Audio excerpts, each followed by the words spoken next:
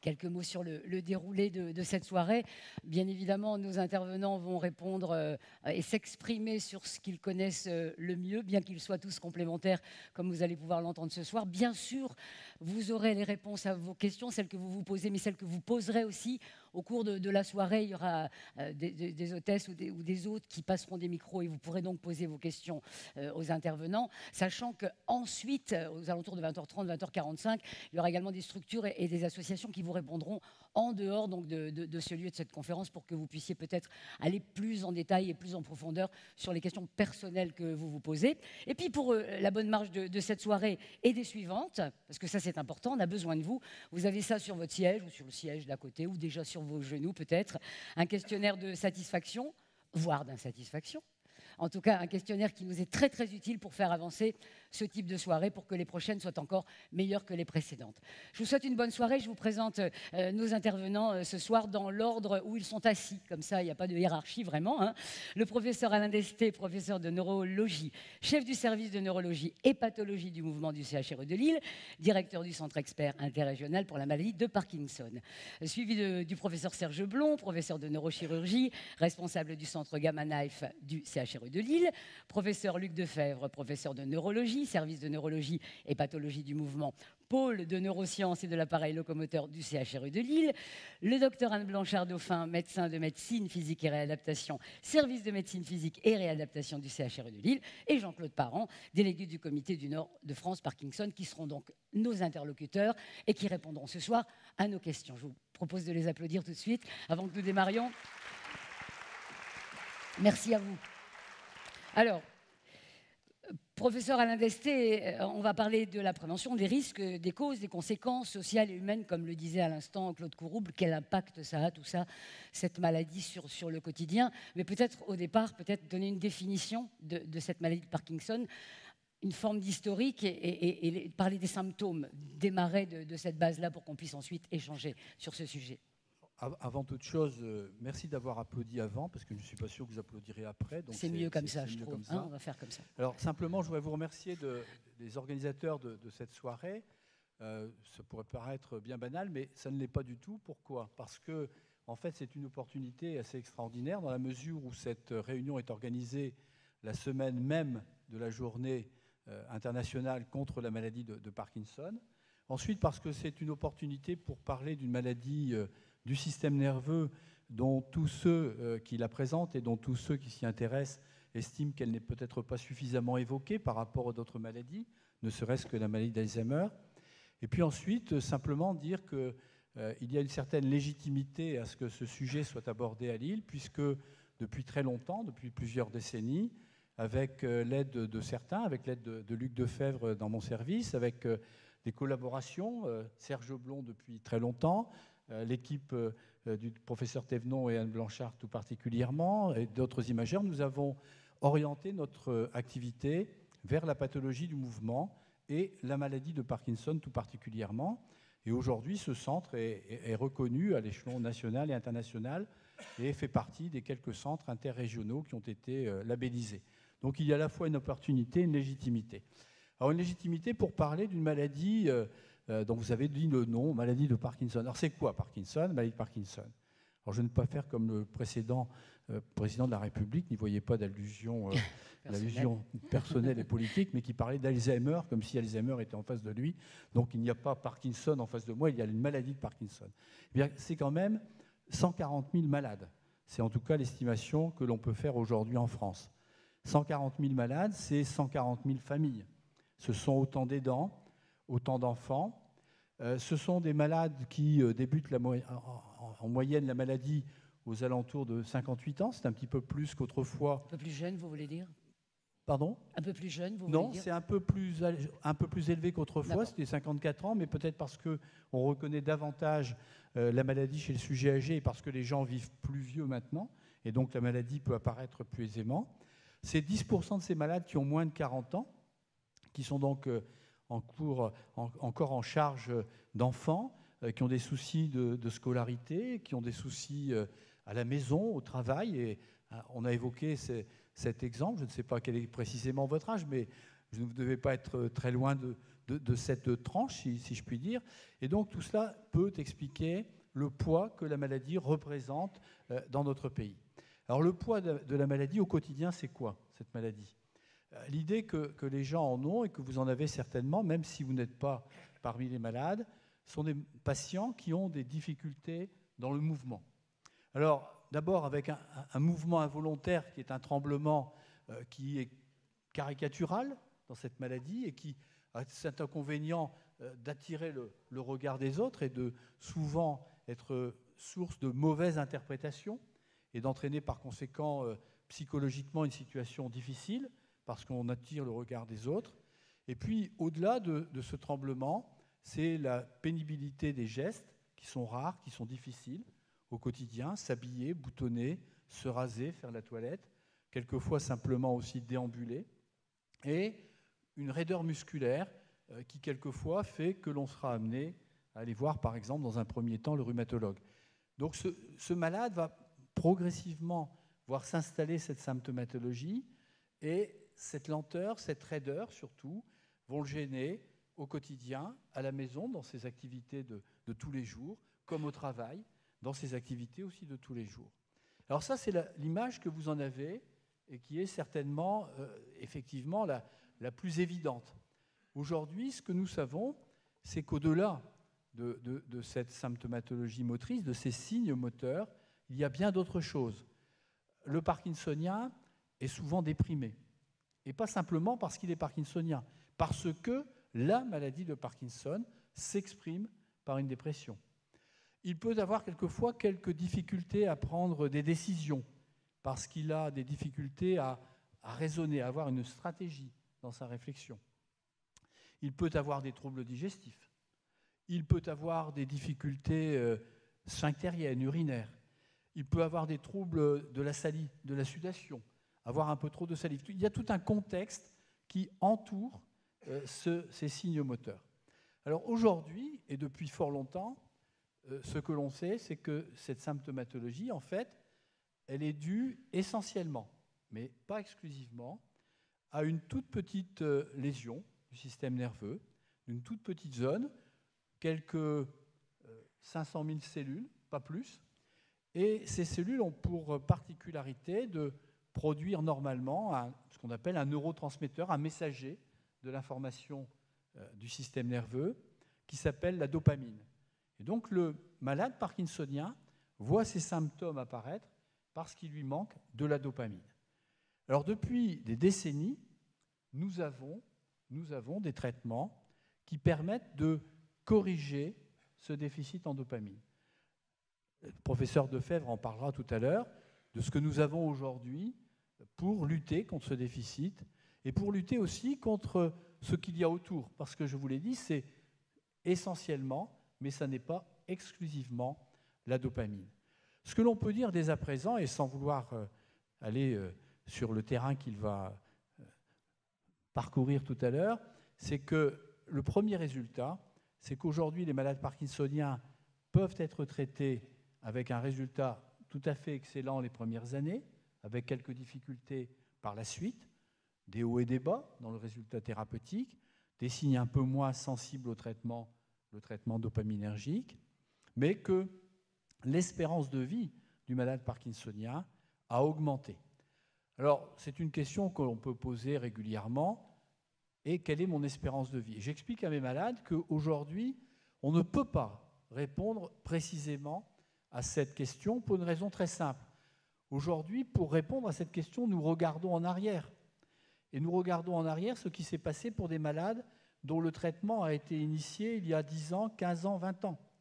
Ce ne sont pas les malades que nous avons aujourd'hui et qui débutent la maladie, et dont nous pensons qu'ils vont évoluer beaucoup plus favorablement. Parce que les traitements évoluent. Parce que les traitements évoluent. Et je leur explique donc que cette image que peut-être ils vont trouver dans la presse, dans les revues, sur le net maintenant, c'est une image qui est sans doute plus pessimiste que la réalité qui sera la leur.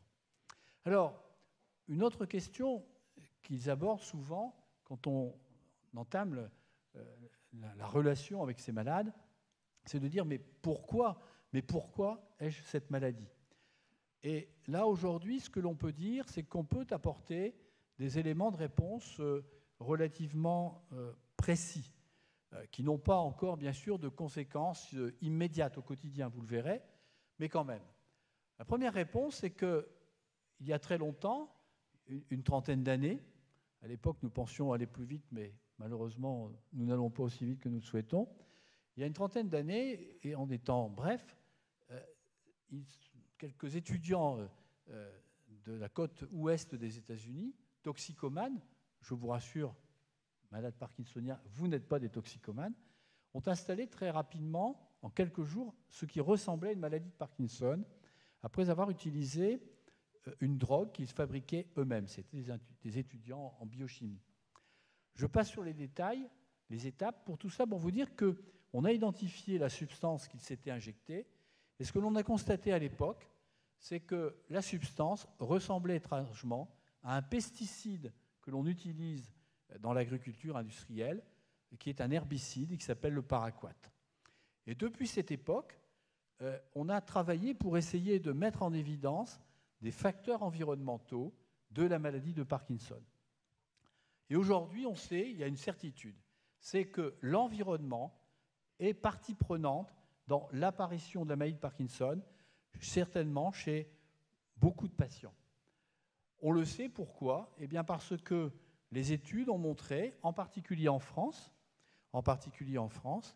que la maladie était beaucoup plus fréquente chez les personnes qui relevaient de la mutualité sociale agricole, du régime agricole, et tout particulièrement que le risque était augmenté avec l'utilisation de certains pesticides qui avaient des propriétés particulières qui expliquaient qu'ils puissent détruire ces cellules qui produisent de la dopamine. Donc aujourd'hui, nous avons la certitude d'un facteur environnemental. Alors il augmente le risque de 2 à 6 fois lorsque ce sont ces herbicides, ces pesticides auxquels je faisais allusion. Mais de là à dire que vous avez été en contact précisément avec un toxique, il y a encore beaucoup à faire. Et le pas n'a été franchi aujourd'hui que dans quelques cas en France qui ont été reconnus depuis 2006 et surtout depuis 2012, depuis que la législation a été modifiée, comme des cas de maladies professionnelles chez des agriculteurs exposés à certains de ces herbicides. Ça, c'est un fait. C'est un fait qui a été reconnu, qui est démontré. Le facteur environnemental existe. On avait quelques idées sur la consommation d'eau du puits, l'hydrographie. En fait, tout simplement parce que l'eau du puits, c'est de l'eau pluviale qui lave le sol. Et sur le sol, il y a ces mêmes produits toxiques qui, aujourd'hui, sont incriminés. Mais alors, il y a une critique immédiate qui vient à l'esprit.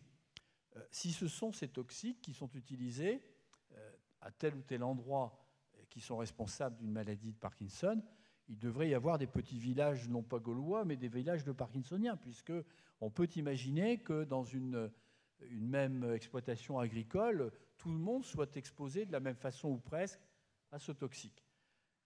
Mais, oui. Mais nous ne sommes pas égaux. Mais nous ne sommes pas égaux. Elle est très bien, elle répond. On ne s'est pas mis d'accord, mais vous suivez, c'est bien. Mais effectivement, nous ne sommes pas égaux. Pourquoi ? Parce que nous avons tous un patrimoine génétique qui est différent.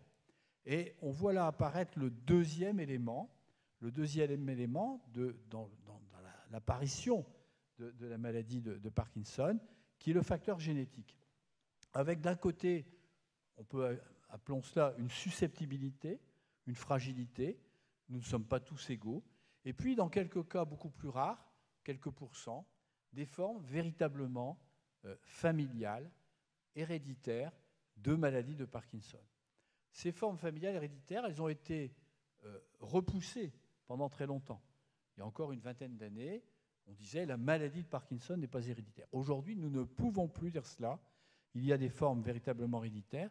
Elles ne sont pas fréquentes, c'est vrai, mais elles ont un intérêt extrêmement important puisqu'elles vont permettre d'identifier certaines mutations et par conséquent de mieux comprendre pourquoi dans telle ou telle famille apparaît une maladie de Parkinson et pourquoi finalement les malades, d'une façon générale, vont installer, qu'ils aient une forme isolée dans la famille, ce qu'on appelle une forme sporadique ou non, il voit apparaître cette maladie de Parkinson. Et là, c'est un axe aujourd'hui prometteur, en sachant que, comme souvent, je l'ai déjà dit tout à l'heure, nos espérances ne sont pas malheureusement toujours aussi rapidement au rendez-vous, et qu'il nous faut attendre peut-être trop longtemps, et même certainement trop longtemps, les résultats de ces recherches pour mieux appréhender les mécanismes de la maladie et faire en sorte qu'il n'y ait pas simplement un traitement des symptômes, celui dont nous disposons aujourd'hui, celui dont le professeur Defebvre vous parlera, mais qu'il y a aussi, en espérance, un traitement de fond de la maladie de Parkinson, avec à terme bien d'autres problèmes, problème d'un dépistage, l'idéal étant bien de prévention. Ouais. Alors bien sûr, la prévention, on peut déjà l'imaginer, hein, vous l'avez tous à l'esprit, c'est lutter contre les facteurs toxiques environnementaux. Mais là, le combat va être difficile. Hein. 80 000 tonnes de pesticides par an en France, 87% des cours d'eau contaminés, et j'en passe. 105 produits autorisés pour le traitement des vergers, et plus précisément des pommiers. Lavez bien vos pommes. Hein, je ne suis même pas sûr que ça suffise. Donc voilà, il y a une prévention qui peut se concevoir déjà, mais en sachant que le combat n'est pas facile, puisque, vous le savez, il y a une certaine rémanence de tous ces produits toxiques.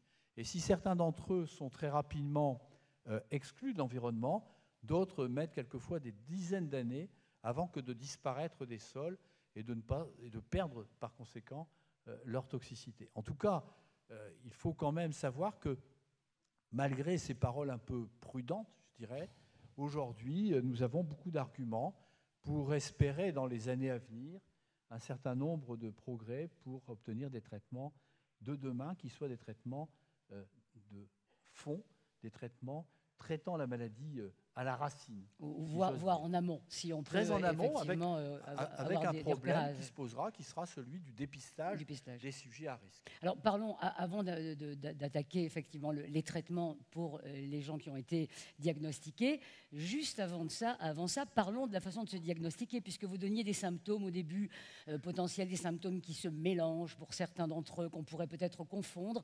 Comment fait-on pour, le jour où on a le moindre doute, je suppose évidemment qu'on va aller voir son médecin traitant, c'est la base, faire le diagnostic. Comment ça se passe, le diagnostic de la maladie de Parkinson? Alors, comment cela se passe? Le diagnostic, aujourd'hui, il y a d'abord des règles qui ont été proposées et il est admis que le diagnostic doit être confirmé par un neurologue. C'est un point qui a été souligné. Et celui-ci va aujourd'hui avoir une démarche très, très logique.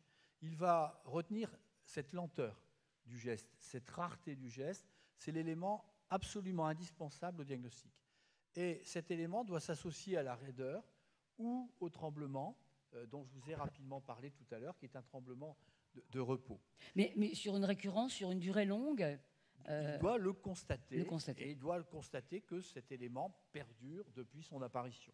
En sachant, et là, on peut peut-être faire une toute petite divagation, j'allais dire, en sachant que si la lenteur et la raideur sont constantes, le tremblement a cela de particulier qu'il n'est pas constamment présent, sauf exception, et qu'il sera plus volontiers présent dans certaines situations de stress et d'émotion. Et d'ailleurs, il y a beaucoup de malades qui nous disent j'ai commencé par un tremblement et ma maladie est liée à un stress, parce que vous comprenez, c'est à l'occasion d'une dispute familiale, c'est à l'occasion d'un souci professionnel que j'ai vu apparaître ce tremblement. Et comme tout à chacun, le parkinsonien essaie de ne pas avoir de responsabilité dans la maladie et d'accuser les autres, le reste. Et donc, il dit que cette maladie est liée au stress. Non, en fait, le stress a tout simplement fait apparaître le tremblement, qui serait apparu de toute façon quelques jours ou quelques semaines plus tard, et puis c'est tout. Il a été déclencheur, en fait. Il a été simplement déclencheur du symptôme. Alors, le neurologue, pour y revenir, une fois qu'il a affirmé la présence de ces éléments en faveur du diagnostic de Parkinson, eh bien, il va s'assurer qu'il n'y a pas d'autres éléments qui puissent expliquer donc d'autres maladies, un traitement psychotrope. Certains médicaments peuvent faire apparaître des signes de Parkinson. Et puis, il aura un troisième élément qui, avec le temps, lui permettra de se conforter dans son idée. C'est la réponse au traitement. Donc là aussi, je suis déjà tenté de passer la parole et le flambeau à Luc Defebvre. Eh ben, c'est ce qu'on va faire tout de suite. Merci, professeur Alain Lesté. Professeur Luc Defebvre, alors justement, vous êtes sur le terrain du traitement, des traitements médicamenteux, de la prise en charge. Comment ça se passe quand vous accueillez pour la première fois un malade qui a donc été diagnostiqué, à moins que vous ne fassiez vous aussi le diagnostic? Et qu'est-ce que vous lui proposez? Qu'est-ce que vous leur proposez? Oui, parce qu'au cours de cette première consultation, elle est longue. Il y a la confirmation du diagnostic. Je ne reviens pas dessus. M. Desté a bien précisé tous les éléments et ça prend déjà un petit peu de temps. Il y a l'aspect aussi que je ne vais peut-être pas développer ici, mais qui pourrait faire l'objet de questions, de discussions, de l'acceptation de l'annonce du diagnostic, toute la réaction du patient face à cette situation nouvelle qui va tout de même changer sa vie, ou de la famille également. C'est un choc, hein. Et puis après, bien entendu, il y a les aspects thérapeutiques qui sont essentiels, parce que j'allais dire, là c'est tout de même un point extrêmement positif à signaler, c'est que l'on dispose d'un arsenal thérapeutique qui s'est enrichi au fil des années, avec un certain nombre de molécules, de classes médicamenteuses sur lesquelles je vais revenir, et qui nous permettent même de proposer des stratégies thérapeutiques avec comme but essentiel d'améliorer la qualité de vie. Je pense que c'est le point le plus important, parce qu'il y a tout de même une grande variété dans les symptômes. On l'a déjà mentionné, des signes moteurs, des signes non moteurs qui peuvent évoluer avec le temps, mais dont l'évolution est très variable d'un sujet à l'autre. Donc il faut prendre il faut tenir compte de tous ces éléments et de voir quel est leur retentissement sur la vie quotidienne. Et en fonction du mode de vie des patients, du fait qu'ils travaillent encore ou pas, tous ces éléments doivent être pris en considération avant de décider de la stratégie thérapeutique, même si celle-ci repose tout de même sur un consensus national qui existe déjà depuis plusieurs années. Donc le message, c'est de préciser qu'il existe des stratégies et on dispose de traitements. Alors, les traitements. Alors, ces traitements. Le but, c'est de contrôler la perte de dopamine dans le cerveau. C'est l'élément essentiel, ce qui est connu de longue date et qui explique un certain nombre de signes moteurs, mais pas tous les signes moteurs. Et on a vu que c'était un critère de diagnostic, c'est-à-dire l'efficacité du traitement sur le moyen et même sur le long terme, même si on verra qu'un certain nombre de complications peuvent apparaître, est un des critères qui permet de confirmer avec le temps qu'on est bien dans une situation de maladie de Parkinson classique, puisqu'il existe d'autres maladies apparentées dont l'évolution est différente. Donc j'allais dire l'acteur principal, c'est la L-Dopa, qui est connu depuis les années 70, qui est le précurseur de la dopamine. J'allais dire que c'est le carburant essentiel qui manque et qui reste le traitement encore actuellement en 2014, qui est le plus efficace. Je parle des thérapeutiques médicales, puisqu'après il y aura les aspects des traitements chirurgicaux. Donc ça, c'est l'acteur principal. Et puis, au fil des années, un certain nombre de molécules de classes médicamenteuses. Et au sein de ces classes, il y a différentes molécules qui ont pu être commercialisées, qui ont été testées au cours d'essais, qui ont montré leur efficacité. Il y a la classe qu'on appelle des agonistes dopaminergiques. C'est une sorte de doublure de la dopamine. Ça agit comme la dopamine, même si l'effet est un petit peu moindre, mais avec tout de même une efficacité incontestable et démontrée. Et puis une troisième classe de médicaments, c'est ce qu'on pourrait appeler des régulateurs, c'est-à-dire c'est des médicaments de la classe des inhibiteurs enzymatiques, c'est-à-dire ils s'opposent à l'action d'enzymes naturelles qui sont dans le cerveau et qui normalement dégradent la dopamine pour qu'elle ne soit pas en excès. Et donc ces médicaments ont également leur place à différents stades de la maladie.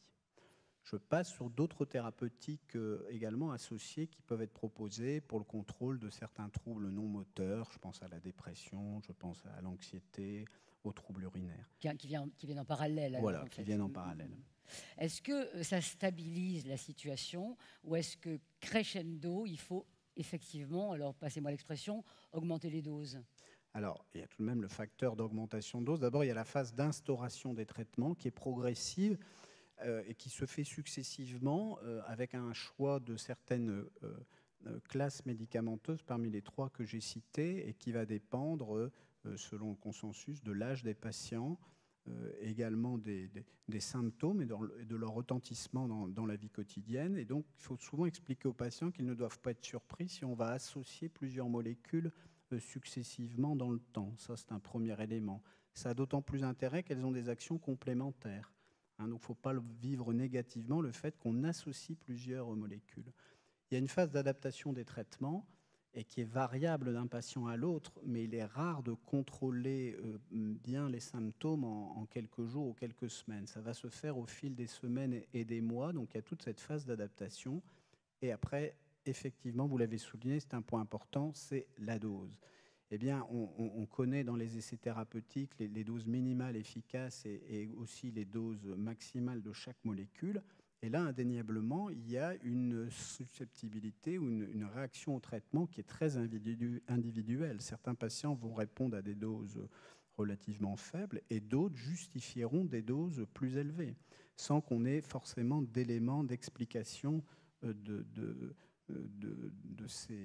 fait d'utiliser ces doses plus élevées. Je pense que le point important, c'est de comprendre que ce n'est pas la dose qui est le plus important, c'est le fait que ce soit efficace et puis surtout également bien toléré. C'est toujours le compromis entre l'efficacité des symptômes. Est-ce que ça a amélioré votre qualité de vie? Est-ce que vous êtes satisfait? Parfois, les symptômes ne sont pas tous contrôlés. Ce n'est pas forcément gênant. Si le patient a vu une amélioration significative dans sa vie quotidienne, on peut très bien en rester là, pour préserver aussi un petit peu l'avenir et se laisser une marge dans la majoration des doses. Et en tenant compte de la tolérance, qui reste un point très très important à prendre en considération. Justement, vous parliez de tolérance. Est-ce qu'on peut imaginer des effets secondaires qui viendraient contrecarrer un petit peu l'effet souhaité au départ? Ouais. Effectivement, souvent, on le dit, tous les traitements efficaces, c'est vrai dans la maladie de Parkinson, mais dans d'autres maladies, ont aussi des inconvénients. Il y a des effets secondaires parfois tout à fait bénins, qu'on peut contrôler, qui sont transitoires. Et il y a parfois des effets secondaires qui sont plus gênants, parfois qui peuvent être définitifs. Là, très clairement, il faut bien informer donc, les patients à la fois du degré d'efficacité, ce qu'on peut en attendre avec cette notion un petit peu de délai, de niveau de dose, mais aussi les informer des effets secondaires potentiels. Et on le fait progressivement en fonction des molécules utilisées. Parce que de toute façon, les gens vont le voir dans les petits feuillets qui sont dans les boîtes de médicaments. Et puis surtout, ça permet d'expliquer, d'aller dans le détail des événements indésirables et de qu'est-ce qu'il faut faire en cas d'apparition de ces événements, qui peuvent être extrêmement variables en fonction des différentes molécules utilisées. Mais c'est d'informer les malades, d'informer les médecins traitants, pour qu'ils sachent exactement ce qu'il faudra faire, et aussi être assez rassurant, parce que bon nombre d'événements indésirables sont tout de même réversibles si on diminue ou si on arrête la molécule. Donc ça, c'est un point aussi à prendre en considération.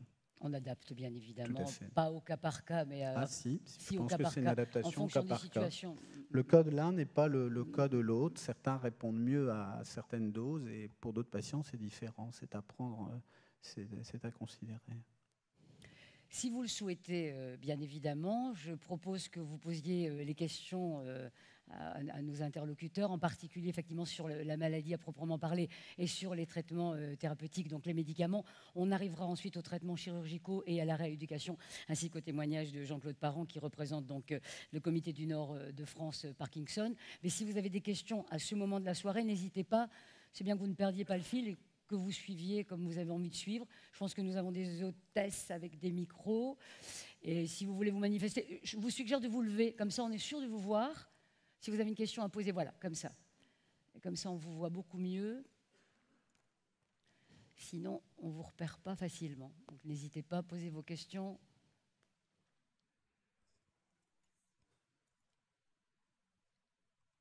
Oui, je voulais c'est bon au niveau du son. Je voulais revenir sur les effets secondaires, puisque il a été dit qu'en fait, il y avait une possibilité en cas d'effet secondaire, c'était d'arrêter la molécule. C'est pas forcément d'arrêter, c'est de diminuer ou parfois d'arrêter. Ça dépend du type d'événement indésirable, de son intensité, de son retentissement, et ça dépend également de la molécule utilisée et de la dose prescrite. Si par exemple on prend le cas de nausées ou de vomissements incoercibles alors qu'on est au niveau de dose le plus bas, malgré des anti-émétiques, ben là évidemment il va falloir l'arrêter puisqu'on est déjà à des doses très faibles et ce n'est pas du tout toléré. Si Donc, par contre c'est une somnolence qui apparaît alors qu'on a augmenté la dose récemment et qu'il y a eu vraiment ce changement de vigilance au moment de l'augmentation d'une dose qui était tout de même encore bien efficace, on peut baisser simplement d'un palier pour éviter l'effet secondaire tout en maintenant l'effet symptomatique, l'effet bénéfique. C'est du réglage. C'est Oui, du réglage. tout à fait.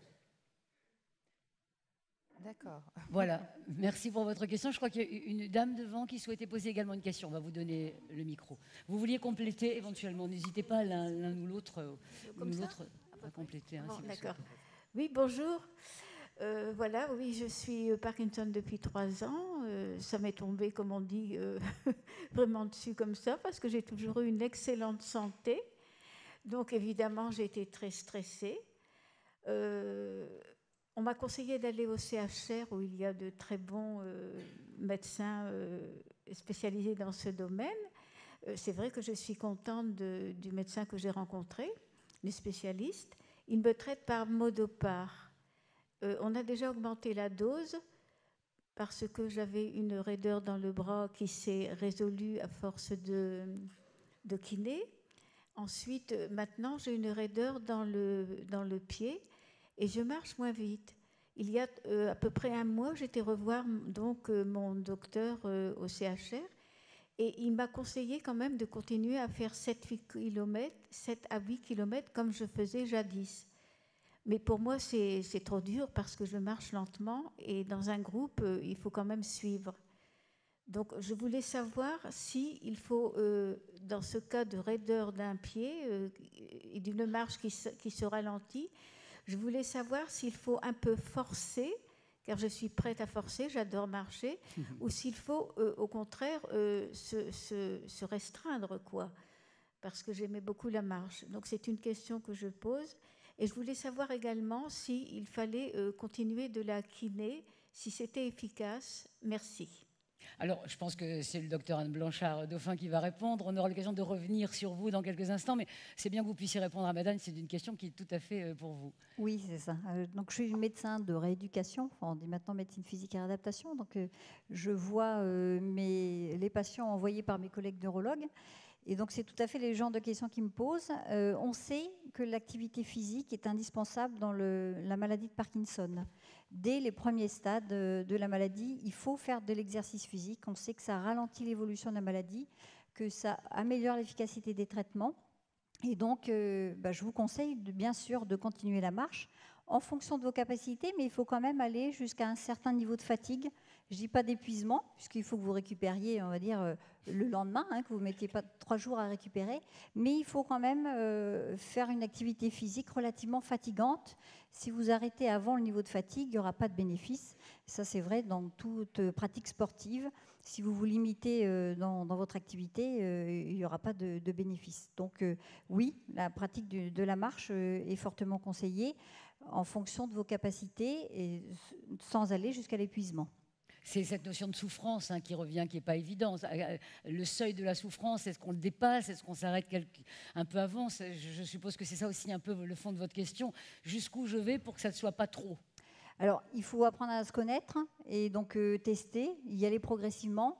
Et puis, c'est comme tout entraînement, on augmente petit à petit ses capacités, on progresse. Alors, il ne faut pas forcer au-delà du raisonnable, mais quand même, il ne faut pas s'attendre à avoir un résultat si vous n'allez pas jusqu'à quelque chose de assez physique et assez, entre guillemets, sportif. On va vous repasser le micro, parce qu'on ne va pas vous entendre. En attendant, je pense qu'il faut savoir... Pardon, donc... Madame, je pense qu'il faut éviter les consultations en salle publique. Ce que je veux dire par là, c'est que les questions que vous posez peuvent amener des réponses très générales, et je pense qu'Anne Blanchard est tout à fait capable, comme Luc Defebvre, voire même Serge Blond, dans son domaine particulier, d'apporter une réponse, mais on ne peut pas aborder des situations très précises. Le médecin qui vous suit, j'irais... possède votre dossier, votre histoire, votre réponse. Et il est beaucoup plus à même que nous de répondre à votre cas particulier. On peut par contre donner des réponses très générales, mais je crois qu'il faut essayer d'en rester là dans l'immédiat. Mais c'est bien, ça nous aura permis de dire qu'effectivement, il fallait qu'on aille un petit peu plus loin, peut-être que la limite qu'on se donne. Et ça me permet aussi, s'il y a une autre question, n'hésitez pas, mais on a reçu des questions aussi au moment de l'inscription. Vous voulez parler? Oui, simplement pour compléter un peu la réponse d'Anne Blanchard, je pense qu'elle a eu tout à fait raison elle a toujours tout à fait raison de toute façon, mais elle a eu raison de vous dire que l'exercice physique semble pouvoir ralentir l'évolution propre de la maladie. Et il y a un élément, parce que vous avez parlé du groupe, je pense qu'il y a un élément qui est important, c'est ce qu'on peut appeler la phobie sociale qui touche le malade parkinsonien, qui a tendance à se replier un peu sur lui-même, à moins sortir. Et je pense que des groupes de marche, par exemple, il ne faut pas se trouver un prétexte pour ne plus sortir avec le groupe, parce que vous aurez deux résultats négatifs. D'une part, couper un peu les ponts avec votre environnement amical, et puis d'autre part, peut-être perdre cet effet bénéfique auquel je faisais allusion. Un groupe porteur en général, dans l'absolu. Voilà. Je me permets de poser une question qui est arrivée donc, sur le site à l'inscription. Les personnes atteintes de Parkinson souffrent plus que d'autres malades. Dans l'absolu, semble-t-il, comment soulager leur douleur? Est-ce que c'est une réalité? Est-ce que quand on a mal quelque part, d'une douleur qui n'a rien à voir avec la maladie de Parkinson, est-ce qu'on a plus mal que les autres? Je semble comprendre ça dans cette question. La douleur, c'est une problématique assez fréquente dans la maladie de Parkinson. À tous les stades de la maladie, ça peut être parfois un signe qui révèle la maladie de Parkinson, comme des douleurs des épaules. Et puis, à un stade un petit peu plus évolué, quand les patients ont des fluctuations de leurs symptômes, c'est-à-dire, j'allais dire, des hauts et des bas sur le plan moteur au cours de la journée, avec une problématique aussi qui n'a pas encore été abordée, pour laquelle on a des traitements spécifiques, c'est ce qu'on appelle les dyskinésies, c'est le terme médical, c'est-à-dire c'est des mouvements involontaires autres que le tremblement, mouvements un peu désordonnés, ou parfois des positions anormales de certains segments de membres, notamment des pieds ou parfois des mains, et qui peuvent engendrer des douleurs, et parfois des douleurs qui sont même l'annonce de ces périodes où le patient va être moins bien sur le plan moteur. Donc la problématique des douleurs est extrêmement fréquente, effectivement, avec un ressenti, comme pour toute douleur, qui est très variable d'un sujet à l'autre en fonction de sa tolérance à la souffrance. Et donc là, les traitements, c'est déjà les traitements anti-parkinsoniens, c'est-à-dire c'est d'abord l'adaptation du traitement et bien entendu la possibilité aussi d'utiliser des traitements antalgiques ou anti-inflammatoires au cas par cas. Au moment des crises, ça ressemble à Mais c'est vrai que c'est une problématique qui n'est pas rare. Avez-vous des questions? Oui, une question. Bonsoir, j'avais une question à vous demander sur la L-Dopa et les agonistes dopaminergiques. Est-ce que c'est deux choses différentes? Est-ce qu'on peut prendre les deux en même temps? Ouais. Est-ce que, voilà. Oui, alors la L-Dopa, c'est l'acteur principal, sans donner de nom de médicament, c'est le médicament principal, hein, la classe, ce qu'on appelle la dopathérapie. Et les agonistes dopaminergiques, c'est la deuxième classe que j'ai citée tout à l'heure. Hein, c'est une sorte de doublure, ça agit comme la dopa au niveau cérébral. Et effectivement, ces deux classes médicamenteuses, ou deux molécules en fonction de celle qui est utilisée, peuvent être associées, et le sont même très souvent, successivement. Souvent, on commence par l'une ou par l'autre, notamment en fonction de l'âge des patients. On va privilégier les agonistes dopaminergiques plutôt chez les gens jeunes. Par contre, plus l'âge avance et plus on va privilégier la dopathérapie parce que c'est les médicaments les plus efficaces et les mieux tolérés. Mais l'association, elle est extrêmement fréquente. Oui. Si vous avez des questions sur les symptômes encore ou bien sur les médicaments, allez-y. Ensuite, on passera aux traitements chirurgicaux, si vous le voulez bien. Un micro pour madame. J'ai simplement une observation à faire. Je m'adresse à madame Blanchard. Dès que j'ai été diagnostiqué en 2012, je me suis mis à une activité qui s'appelle le Qigong et qui est dérivé d'un art martial qui s'appelle le Tai Chi. Et je peux dire aux autres malades que cette activité m'a fait énormément de bien, qui est basée sur le transfert des énergies, qui ne demande pas de forme physique particulière et qui est très efficace. Merci beaucoup pour le témoignage qui peut être très utile. Alors, allez-y. Vous allez tout à fait dans le sens d'un article qui est paru il y a 2 ans maintenant, me semble-t-il, dans l'une des plus grandes revues médicales, le New England Journal of Medicine, où effectivement il a été démontré le bénéfice que pouvaient tirer les Parkinsoniens de la pratique du Tai Chi. Donc vous êtes un dérivé du Tai Chi. Du Qigong qui s'écrit Qigong, si vous cherchez. Hein. Et donc effectivement, si vous pouvez avoir une telle activité, cela ne peut être que bénéfique. Et donc chacun, si je comprends bien, on va revenir vers vous, hein, Anne, mais va trouver l'activité qui lui convient le mieux, qui lui apporte le plus de bénéfices et de bénéfices, bien évidemment, sur son comportement. On va y revenir, si vous le voulez bien. Et on va passer à vous, si vous voulez bien, professeur Leblond, puisqu'on en était donc au traitement médicamenteux, à la thérapie. Il y avait encore une autre question, non? Ah, pardon. Parce qu'en fait, si vous ne vous levez pas, en fait, je ne vous vois pas. C'est ça qui est dommage. Allez-y. Allez. Allez-y. Alors, il vous faut un micro, en revanche. On va vous l'amener. Voilà, on vous entendra mieux avec un micro.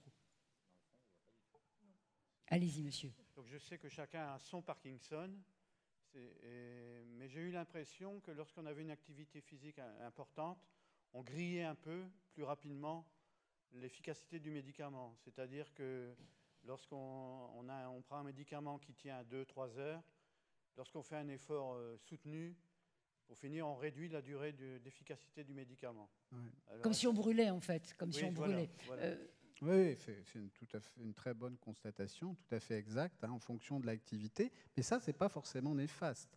L'information à donner aux gens, c'est si à un moment, vous devez avoir une activité plus soutenue, ou par exemple, vous couchez plus tard, ou participez à une soirée, au restaurant, eh bien là, il ne faut pas hésiter à ce qu'il y ait une prise supplémentaire, effectivement. Et ça ne peut être que bénéfique, j'allais dire. Ça n'a pas d'impact sur l'évolution de la maladie, et ça permet d'aller dans le sens d'une amélioration de la qualité de vie, de ne pas limiter les activités. Inversement, en termes d'activité physique, ça a déjà été évoqué tout à l'heure, ou d'activité tout venant quotidienne, il ne faut pas vouloir parfois déplacer des montagnes et vouloir en faire trop, c'est-à-dire toujours un même rythme très élevé d'activité, alors que la maladie est tout de même là et qu'elle se rappelle aux patients, et qui pourrait tomber là dans l'excès inverse, c'est-à-dire pas une prise supplémentaire de temps en temps justifiée, mais des prises supplémentaires répétées pour toujours essayer d'être, j'allais dire, au top. Voilà. C'est donc trouver l'équilibre, en discuter avec son médecin et son neurologue, et puis s'adapter par rapport à ça. Donc il y a bien sûr des possibilités, mais il faut qu'elles soient mesurées. On comprend que ça puisse être compliqué, parce que ça frôle le paradoxe, hein, un peu.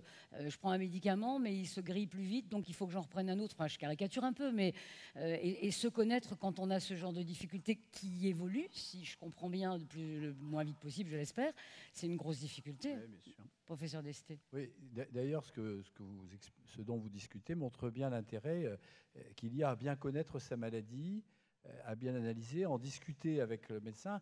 Et on en arrive au fait que, vous l'avez dit vous-même, chaque malade est différent. Et si au départ, la prise en charge thérapeutique et la prise en charge du malade en général se base sur des grandes données qui sont obtenues au terme d'un consensus, etc., on s'aperçoit que très vite, le neurologue, le médecin, l'environnement paramédical, la famille, on en arrive à une petite cuisine, hein, pour bien analyser la situation et adapter le traitement de telle façon que l'on obtienne le meilleur qui soit pour tel ou tel individu. Hein, c'est vraiment avec le temps, une petite cuisine qu'il faut savoir apprendre. Une cuisine personnelle, un peu comme vous disiez, au cas par cas pour le médecin, mais aussi au cas par cas pour soi-même, enfin, s'analyser. C'est ce que je crois comprendre en tout cas. Je crois qu'on avait encore une question tout là-haut, me semble-t-il. Alors oui, moi j'ai une question tout en haut. Ou là-haut, mettez-vous debout, vous êtes gentil. Parce que dans la foule... Ah, pas là-bas, parce qu'il y en a par terre. Allez-y. Tout à l'heure, vous souligniez l'importance d'être vraiment suivi, de réguler le traitement médicamenteux. Et vous disiez également que le Parkinson, il était vécu différemment par chaque personne. Mais moi, ce que je constate aujourd'hui, c'est que les rendez-vous chez les neurologues, ils se font de façon très épisodique. Et vous dites qu'il faut vraiment réguler le traitement. Du coup, comment la personne qui a la maladie, elle peut réguler que ça ?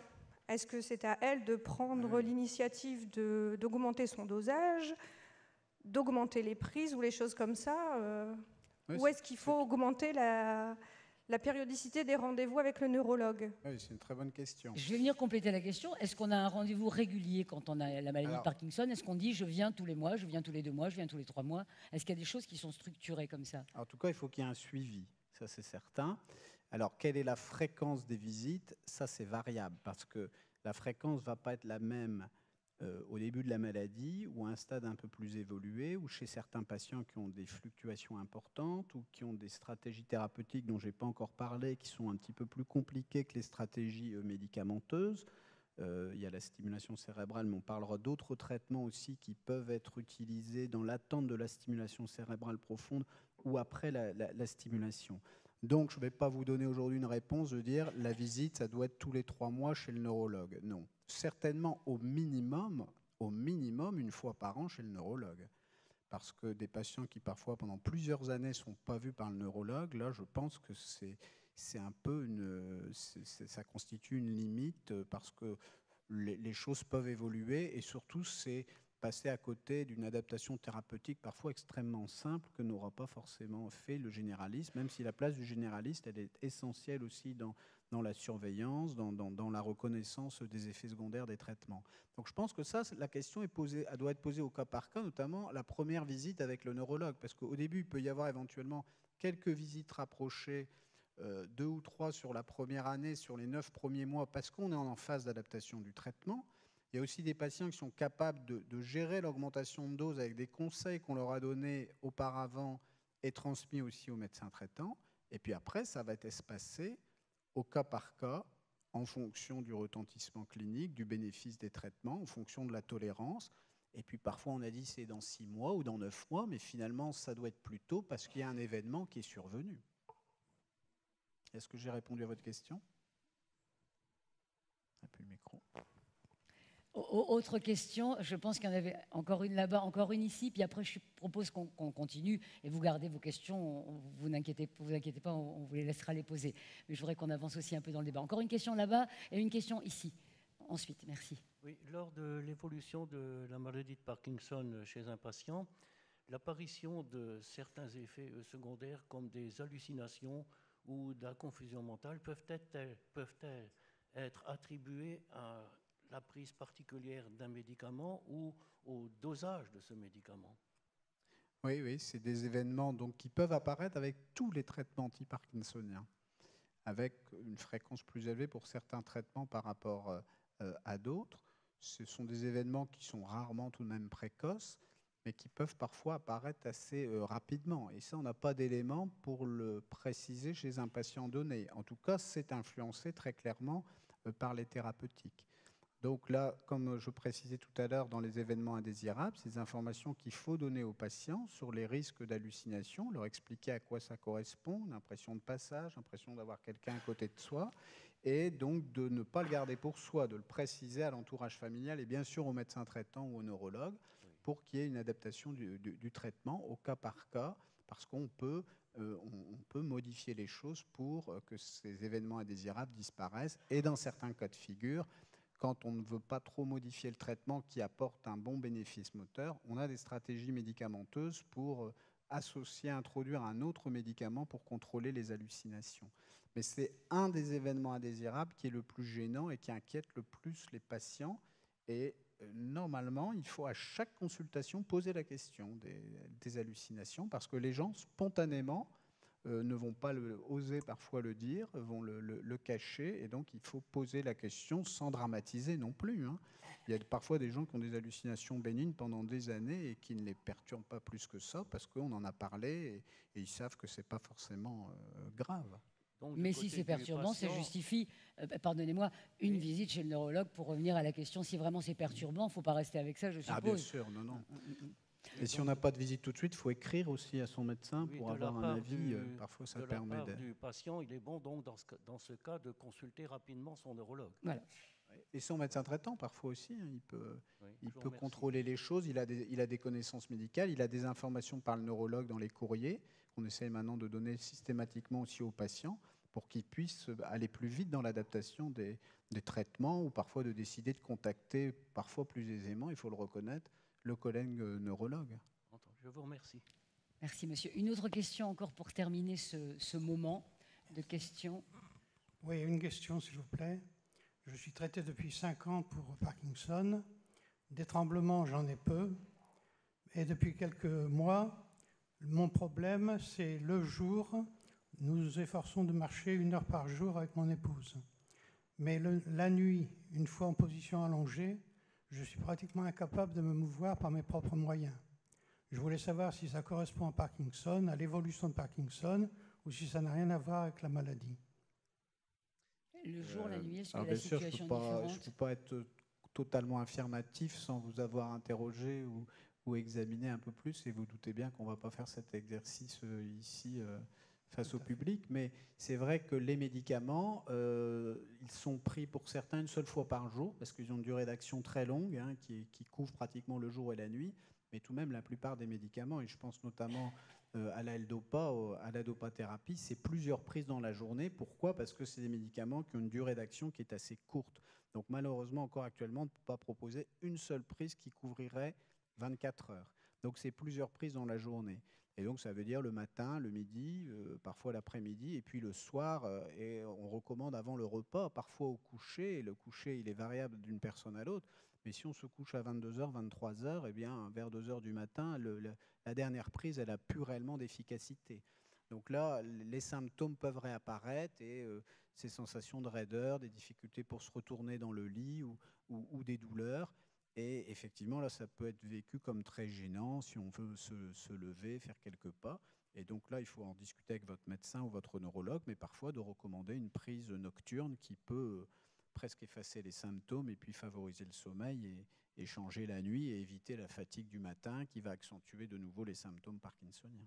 Donc ça pourrait avoir un lien, comme vous le disiez à juste titre, et il faut consulter. Vous vouliez ajouter quelque chose peut-être non lié à ça? C'est vrai que c'est assez fréquent dans l'évolution de la maladie, les difficultés de retournement, et c'est justement quelque chose à travailler avec le kinésithérapeute pour trouver des astuces, des techniques pour améliorer les retournements.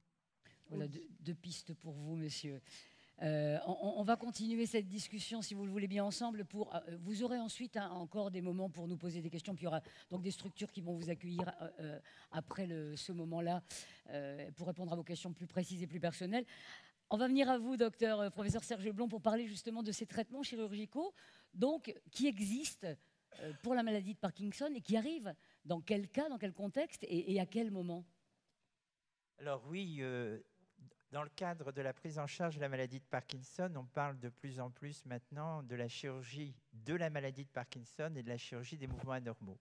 Ceci dit, ce thème suscite certainement un intérêt important au sein de l'audience, mais il faut être clair, c'est un traitement qui n'est envisagé qu'après avoir la certitude du diagnostic, qu'après avoir entrepris tous les traitements évoqués par Luc Defebvre, et dans certaines situations cliniques très particulières qu'on appelle les formes avancées de la maladie de Parkinson, qui se caractérisent, comme l'a évoqué Luc, par ce qu'on appelle des fluctuations motrices, c'est-à-dire une association de mouvements involontaires, anormaux, involontaires, souvent épuisants, altérant la qualité de vie des patients parkinsoniens, sans parler de l'appréhension du regard extérieur, et d'autres périodes qui sont caractérisées par des blocages, de véritables raideurs, aboutissant à une sorte d'inertie motrice particulièrement difficile à gérer.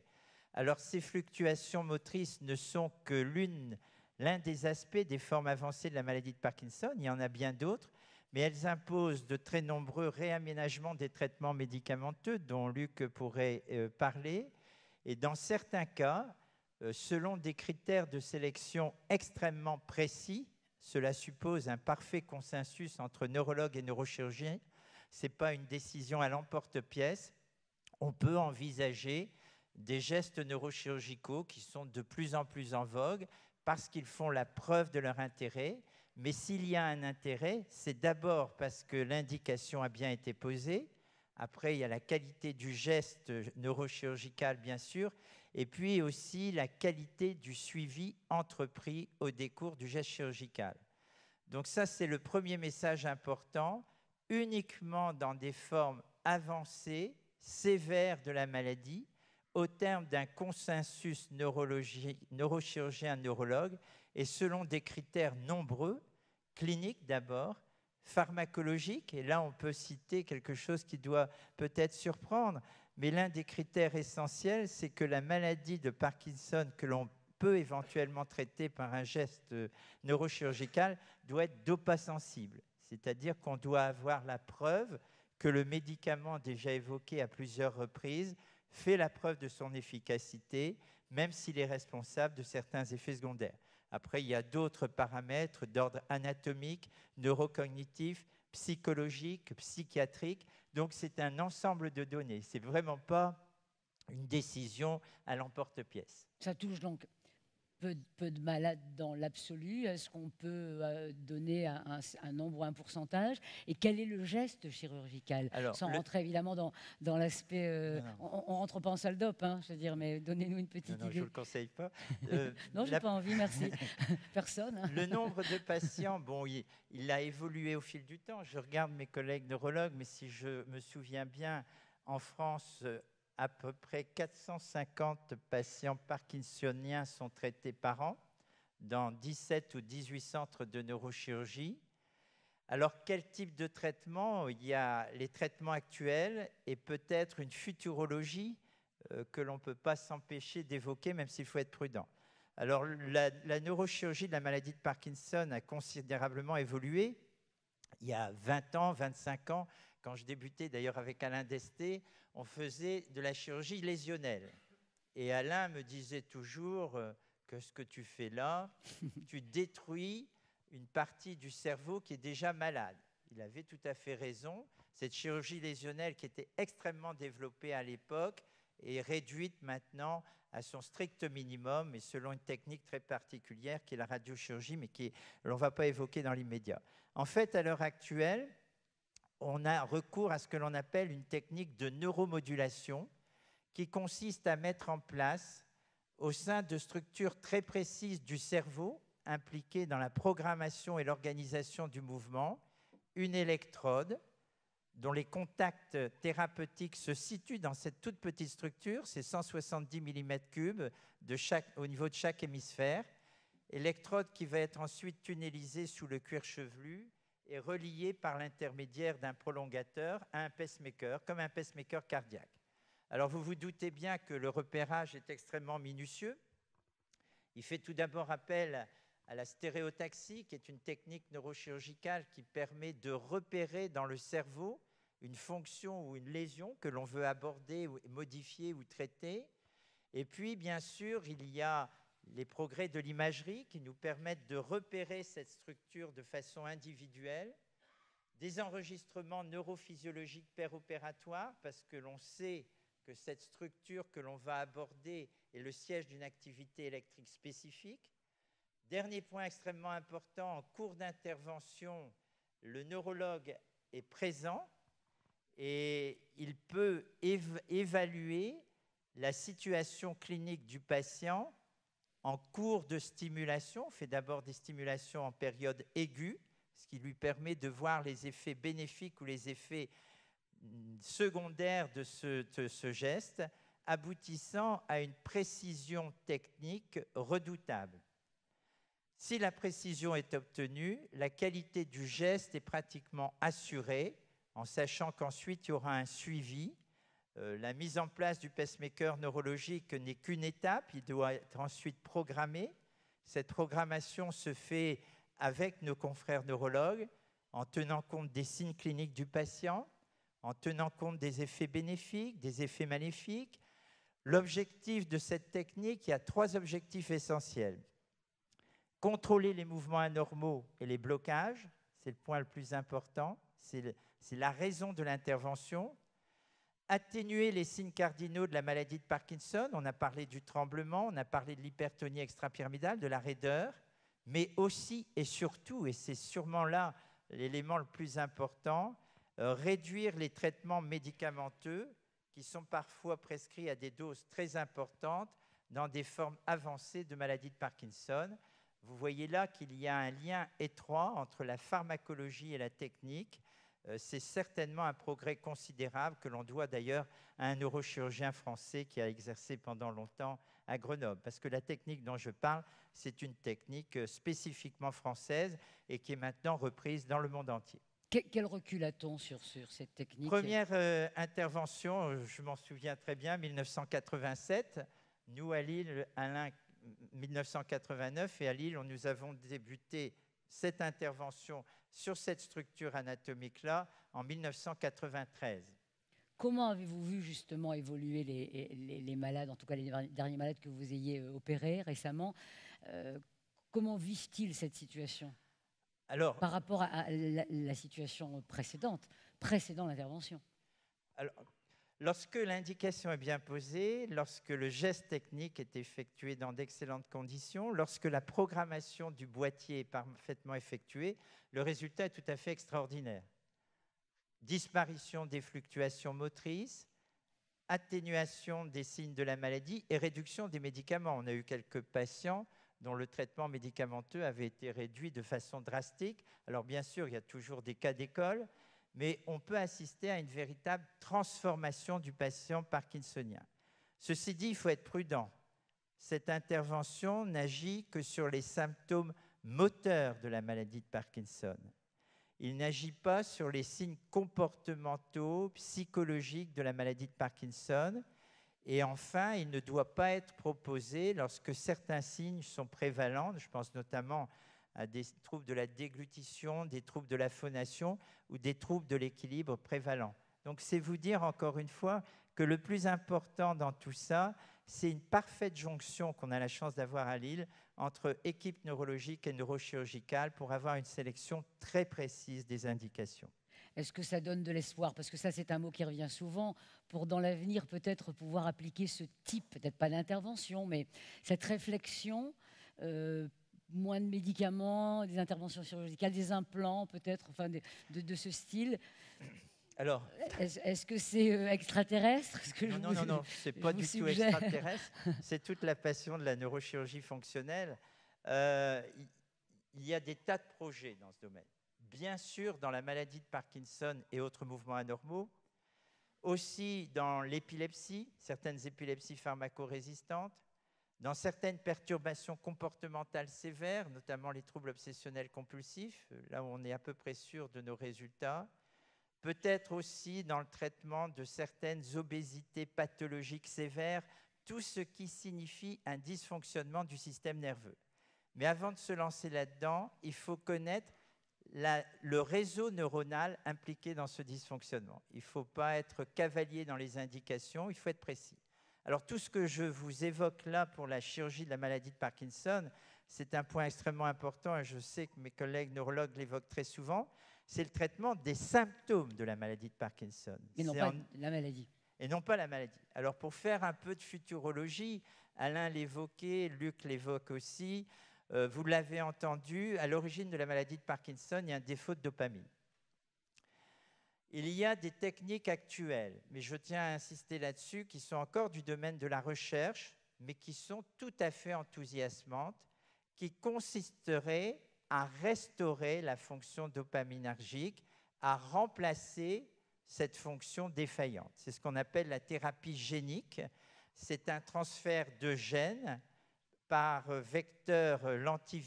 vecteurs antiviraux qui sont injectés directement dans certaines zones du cerveau, ce qu'on appelle les ganglions de la base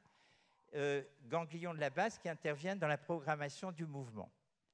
Lorsqu'on injecte ces vecteurs, ceux-ci synthétisent des gènes, expriment des gènes qui sont à l'origine de 3 enzymes essentielles pour la biosynthèse de dopamine.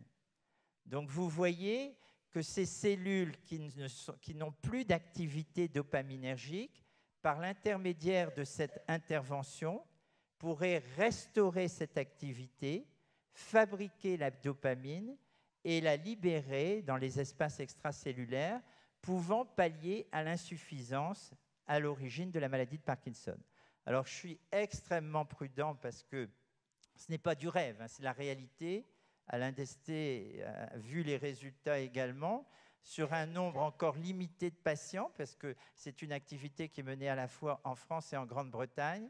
On a des résultats tout à fait intéressants, mais qui sont fonction de la dose injectée. Bien sûr, on n'a pas encore le recul suffisant. Moi, je pense toujours que dès qu'on traite, il y a toujours un inconvénient. Il n'y a pas un traitement sans inconvénient. Donc, on ne les connaît pas encore très bien, mais intellectuellement et techniquement et cliniquement, c'est certainement une perspective d'avenir tout à fait passionnante et qui utilise la même technique neurochirurgicale que celle que j'ai évoquée là tout à l'heure, c'est-à-dire au lieu d'implanter du matériel, là on implante des vecteurs antiviraux qui facilitent cette sécrétion de dopamine. La dopamine, donc défaillance de dopamine ou carence en dopamine.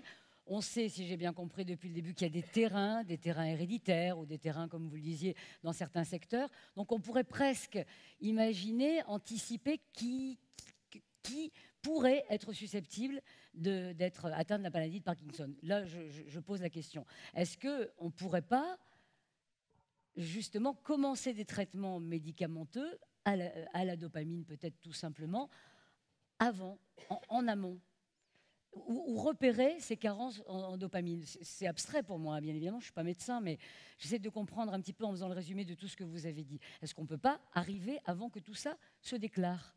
Si, on essaie d'y arriver, parce qu'aujourd'hui, ce que je vous ai laissé entendre tout à l'heure, c'est que vraisemblablement, il y allait avoir d'ici peu des médicaments susceptibles de ralentir l'évolution.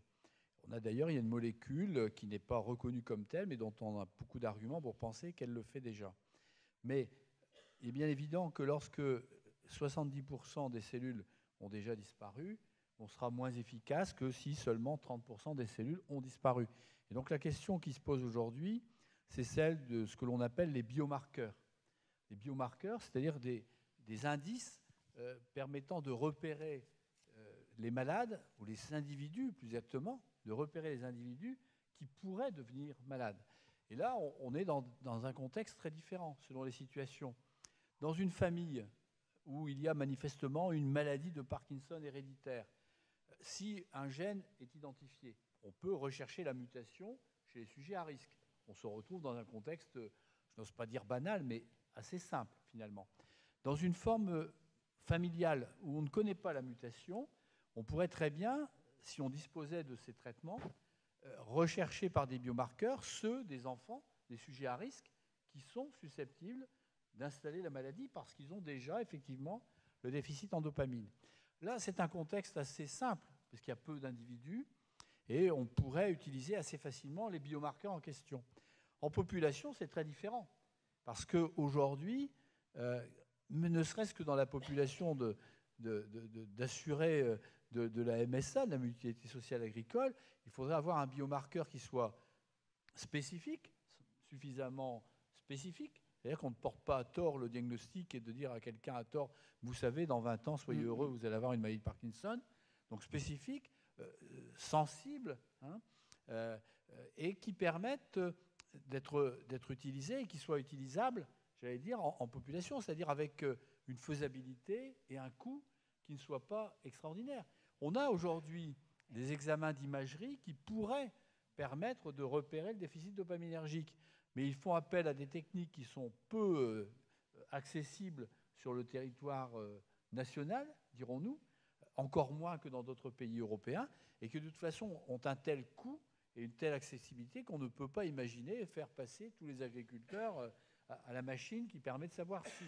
Donc il y a aujourd'hui effectivement une démarche essayant de proposer une démarche de proposer une stratégie de diagnostic précoce. Alors, la question que posent certains, oui, mais pourquoi aujourd'hui? Eh bien, parce que justement, il faut faire en sorte que cette stratégie soit disponible le jour où nous aurons les médicaments auxquels je faisais allusion. Puisqu'on parlait d'hérédité, alors quelqu'un qui se dit potentiellement sensibilisé à la maladie de Parkinson parce que son frère, son père, sa mère, est-ce que vous suggérez une surveillance accrue? Est-ce que vous surveillez des rendez-vous chez le neurologue peut-être pour répondre à des questions? C'est une question piège, là, la vôtre. Bah oui, mais c'est une question piège, mais c'est une question que les gens se posent. Ce qu'il faut savoir, c'est que avoir un parkinsonien dans sa famille est un facteur de risque d'avoir une maladie de Parkinson, mais sans plus. C'est-à-dire que le risque est à peine augmenté. Mais il y a des situations très différentes. Vous avez des situations où, dans une grande famille, il y a quelques cas ou un cas autre. Je pense que là, il faut raisonnablement balayer l'idée d'une maladie héréditaire de son esprit et n'évoquer qu'une susceptibilité, une fragilité peut-être, mais sans plus. Par contre, si les cas sont manifestement nombreux, là, il faut effectivement se poser la question et, je dirais, en avertir le médecin, en avertir le neurologue, Parce que quelquefois, on aura la surprise de le voir retenir le diagnostic chez un parent pour lequel on n'aurait pas eu l'idée de le remarquer, de l'évoquer soi-même, tout simplement parce qu'une posture voûtée à 75 ou 80 ans, on dit c'est l'âge, il est lent, il prend tout son temps, il a tellement travaillé, hein, ou il tremble. Mais oui, mais c'est un tremblement sénile, ce qui n'existe pas. Hein. Donc vous voyez, il faut à ce moment-là peut-être sensibiliser l'environnement familial, médical, et peut-être à ce moment-là, effectivement, s'intégrer dans une démarche de recherche, en sachant qu'aujourd'hui, la recherche, c'est une recherche altruiste. Ce que je veux dire par là, c'est que les malades qui nous aident dans ces recherches le font pour les malades parkinsoniens, peut-être aussi pour eux-mêmes, pour leurs enfants, pour leur famille, mais il n'y a pas de bénéfice immédiat, parce qu'aujourd'hui, cette recherche n'a pas de bénéfice immédiat pour les individus, mais elle est importante, et puisque vous me permettez de le dire, je dois dire qu'à Lille, avec tout le service, avec Luc Defebvre et avec les autres médecins du service, nous dépistons depuis 20 ans, pour être précis, depuis 20 ans toutes les formes familiales. Nous en sommes pratiquement à 400 familles de malades parkinsoniens, et ces familles nous ont permis de repérer 2 gènes de la maladie de Parkinson, sans conséquence aujourd'hui immédiate pour les familles en question et pour les autres malades, mais avec des conséquences majeures, en tout cas pour le premier gène, pour les mécanismes de la maladie. Et je pense que cette démarche qui a été menée parce que dans la région, les gens, comme je l'ai toujours dit, sont fidèles à leur pays, à leur famille, à leurs médecins, donc on peut reconstituer les histoires très facilement. Et je pense que cette démarche, si elle s'amplifie, sera très bénéfique. Merci. Parlons du quotidien, justement, des malades atteints de Parkinson. Alors, on a parlé effectivement des médicaments, du soin, du médecin, du neurologue. On va avec plaisir écouter dans quelques instants Jean-Claude Parent, parce que vous êtes dans la problématique et c'est là où vous vous êtes retrouvé ensuite délégué de comité du Nord France Parkinson. Merci de votre patience. Mais on va parler aussi de sujets qu'on a commencé à aborder, le sport, la rééducation. Et vous êtes donc spécialisé dans ce domaine-là, docteur Anne Blanchard-Dauphin. À quel moment arrivez-vous, vous, de la maladie ? Alors, pas forcément au tout début, où le patient a peu de retentissement, où les traitements sont relativement efficaces, hormis pour conseiller, donc, comme je le disais tout à l'heure, la pratique d'une activité physique régulière. En tout cas, ne pas l'arrêter, sous prétexte qu'on a une maladie neurologique, quelle qu'elle soit d'ailleurs. Mais c'est vrai que j'interviens quand les traitements sont un peu moins efficaces, quand les signes commencent à devenir gênants. Quand il y a des retentissements, quand il y a des douleurs, quand il y a des raideurs, quand il y a des problèmes d'équilibre, des problèmes de communication liés aux troubles de la parole, des troubles de déglutition éventuellement. Donc quand il y a un retentissement dans la vie de tous les jours et que les traitements commencent à montrer certaines limites. Ou en complément, même parfois, oui, je suppose. Bien sûr. Et alors, vous intervenez de quelle façon ? Malheureusement, il y a plein de neurologues, mais il n'y a pas beaucoup de médecins de rééducation. Donc, je ne vois pas tous les patients. Ils sont sélectionnés par mes confrères.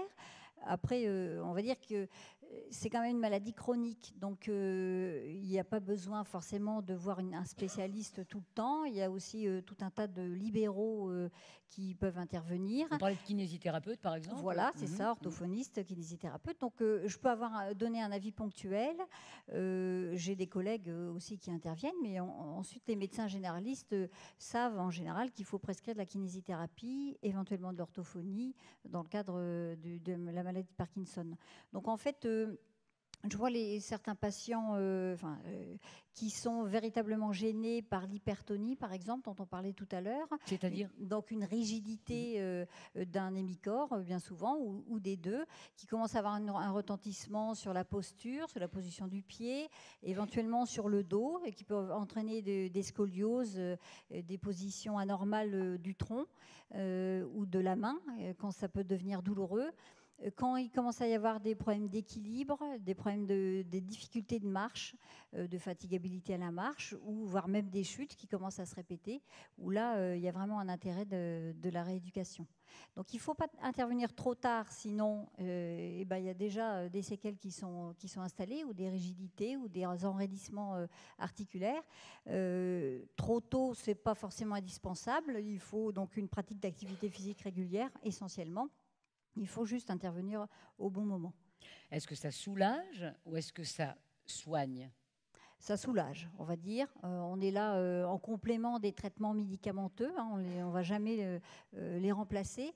Mais c'est vrai que si un patient est douloureux, s'il se sent raide, voilà, s'il a des difficultés pour marcher, certainement qu'on va apporter un plus, un bénéfice dans sa vie de tous les jours. On va lui donner des conseils. Ça peut être des conseils d'aménagement du logement, des conseils pour la conduite automobile, par exemple, des conseils pour le choix des techniques, savoir est-ce qu'il faut utiliser une canne, est-ce qu'il faut utiliser un déambulateur, quand est-ce qu'il faut avoir recours au fauteuil roulant, voilà, donc des questions assez pratiques. Et vous parliez d'orthophonie aussi. Oui, alors c'est un complément. Voilà, l'orthophoniste intervient quand il commence à y avoir des difficultés de communication, puisqu'on sait que les parkinsoniens ont tendance à parler pas assez fort, hein, ce qu'on appelle une hypophonie, donc parler bas, ce dont se plaignent souvent les conjoints, et puis avoir des difficultés d'articulation, une voix qui n'est pas assez, donc qui est faible et puis qui n'est pas assez claire.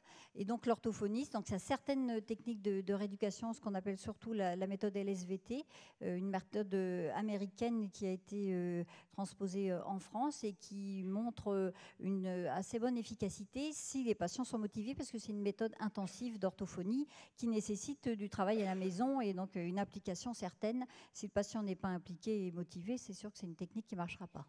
Assez fatigante, je le suppose un peu aussi, dans voilà, intensive, de l'énergie. Voilà, forcément intensif. C'est 4 heures d'orthophonie par semaine pendant 4 semaines, avec du travail à la maison à faire en complément. Mais avec un résultat. Avec un résultat quand c'est bien fait. Voilà, oui, ça peut être très efficace. Souhaitez-vous poser des questions quant à la rééducation, entre autres, aux questions que vous poseriez sur le sport, sur la façon de vivre les choses? Voilà, une question. Attends, on vient vers vous. N'hésitez pas.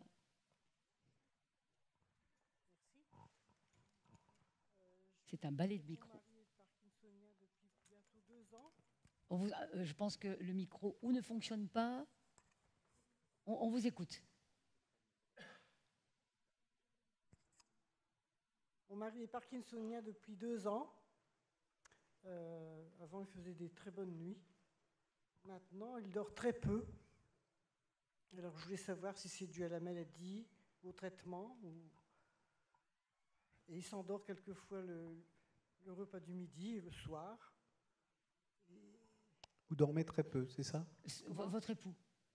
Est-ce que la maladie de Parkinson dérègle en fait le sommeil? système, oui, ça peut interférer. On a tous nos cycles de sommeil, notre rythme de sommeil. Il y a des petits dormeurs, il y a des gros dormeurs. Hein, c'est défini aussi génétiquement. Et la maladie de Parkinson peut intervenir peut interférer sur la qualité du sommeil, on l'a vu tout à l'heure, ne serait-ce que par les signes moteurs aussi, ou sur la durée de sommeil. Il y a beaucoup de choses qui peuvent apparaître au cours du sommeil, parfois des cauchemars. Les médicaments peuvent également avoir une influence.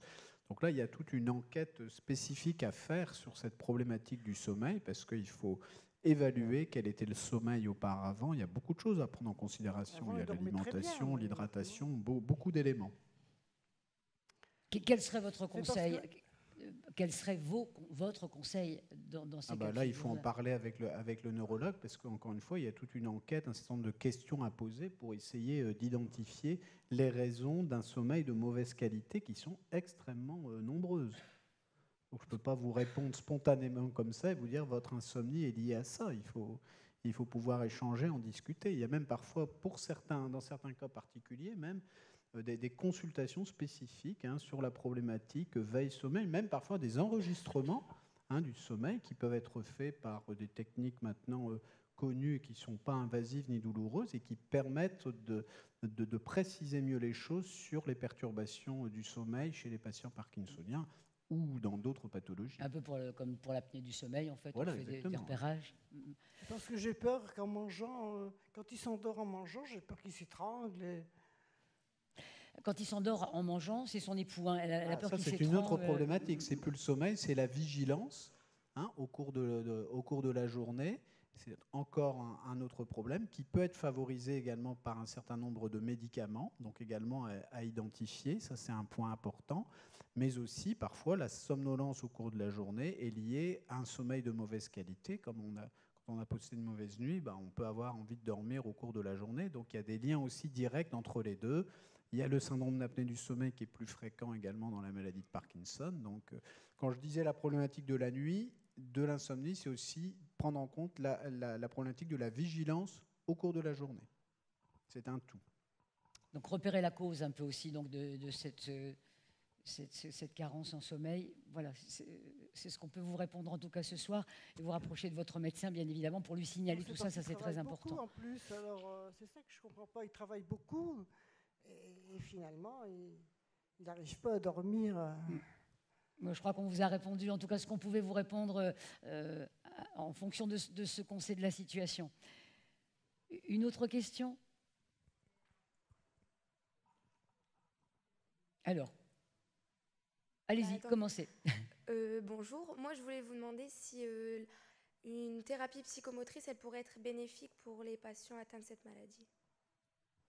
Alors, ça n'a pas été beaucoup exploré. Il n'y a pas beaucoup d'études sur l'efficacité de la psychomotricité dans la maladie de Parkinson. Dites-nous ce que c'est alors. Ça consisterait en quoi ? Donc, c'est souvent des techniques qui associent le physique et le mental, on va dire, à la fois sur des techniques de prise en charge type kinésithérapie, mais en prenant aussi en compte l'action du cognitif ou de l'anxiété. Alors, chez des patients éventuellement très anxieux ou quelquefois qui présentent des mouvements involontaires nombreux, certaines techniques peuvent être efficaces, mais il y a peu de travaux qui apprécient vraiment l'efficacité de la psychomotricité chez les patients parkinsoniens.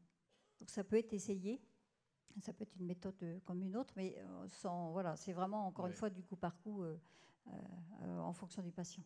Intuitivement, on peut répondre qu'il y a effectivement quelques patients qui, en utilisant ces techniques, en tirent un bénéfice pour la stabilisation et le vécu de la maladie. Mais on n'en a pas la certitude absolue. On ne peut que constater des faits comme cela. Voilà. Que la maladie doit entraîner quand même une forme de stress, même si ce n'est pas le stress qui provoque la maladie. Ça permet probablement de rééquilibrer au moins, si je peux dire, le moral, d'une certaine façon. Oui, et puis d'une façon générale, la pathologie du mouvement, dans son ensemble, est assez sensible à la situation psychologique, pour rester très large. Une autre question, je crois qu'il y en avait une ici, si vous le voulez bien. N'hésitez vraiment pas à vous manifester très, très fort.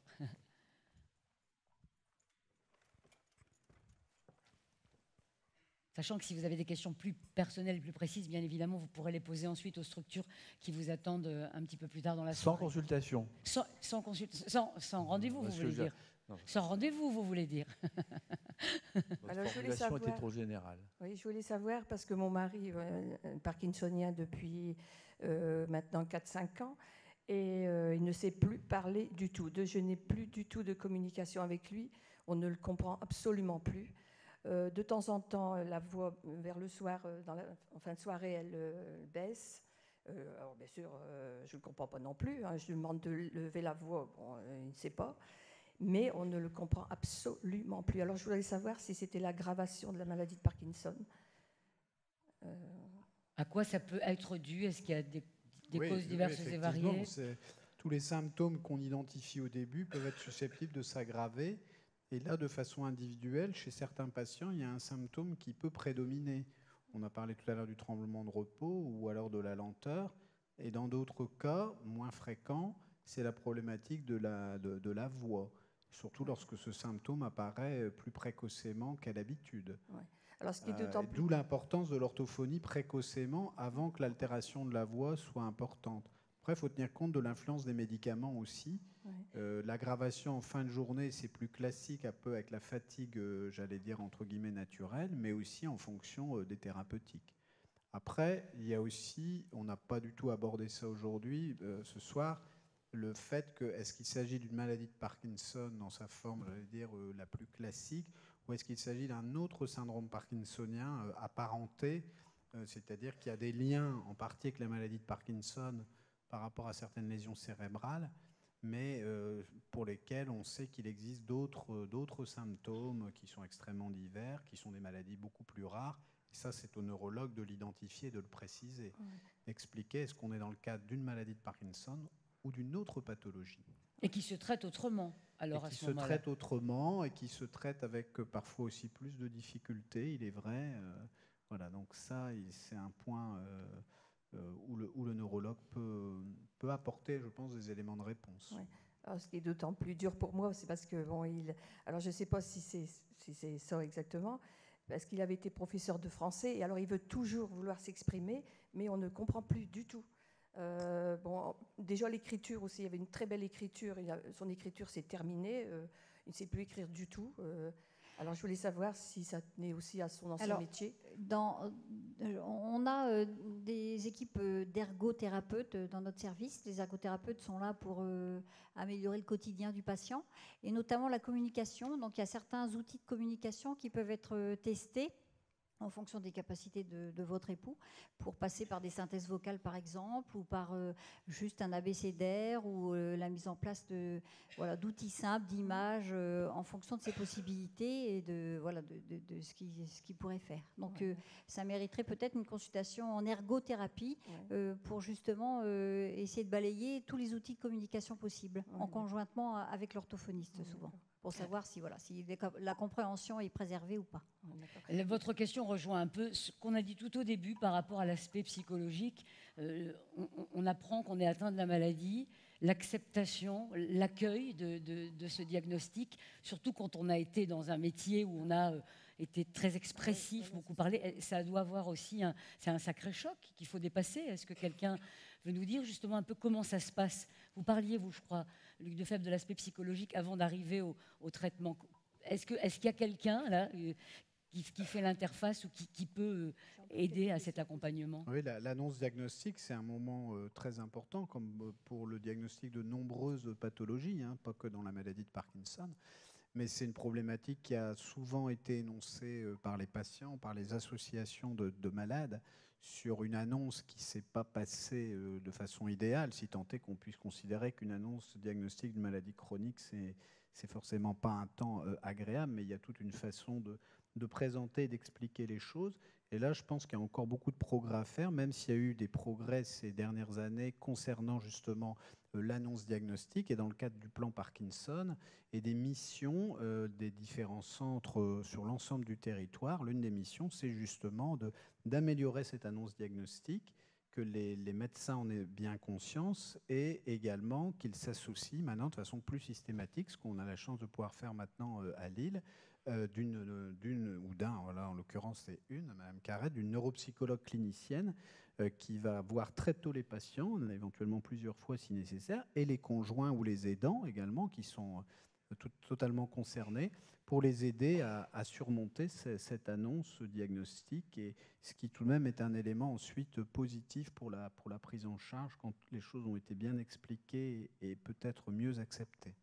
On voit effectivement la problématique avec vos questions des conjoints et des aidants qui sont parfois et souvent même démunis sur la façon de procéder. Mais on retiendra peut-être quand même effectivement le contact avec le médecin, voire le neurologue, pour avoir un diagnostic plus précis. Puis merci pour votre suggestion pour l'ergothérapeute. Je voulais revenir un petit peu avec le professeur Lesté qui parlait des pesticides. Je ne sais pas si vous avez entendu parler dans les journaux actuellement, un vigneron a été assigné au tribunal à payer une amende pour les pesticides. Est-ce qu'on va continuer à utiliser les pesticides, et est-ce que ce vigneron a été entouré de professeurs comme vous au moment de son procès?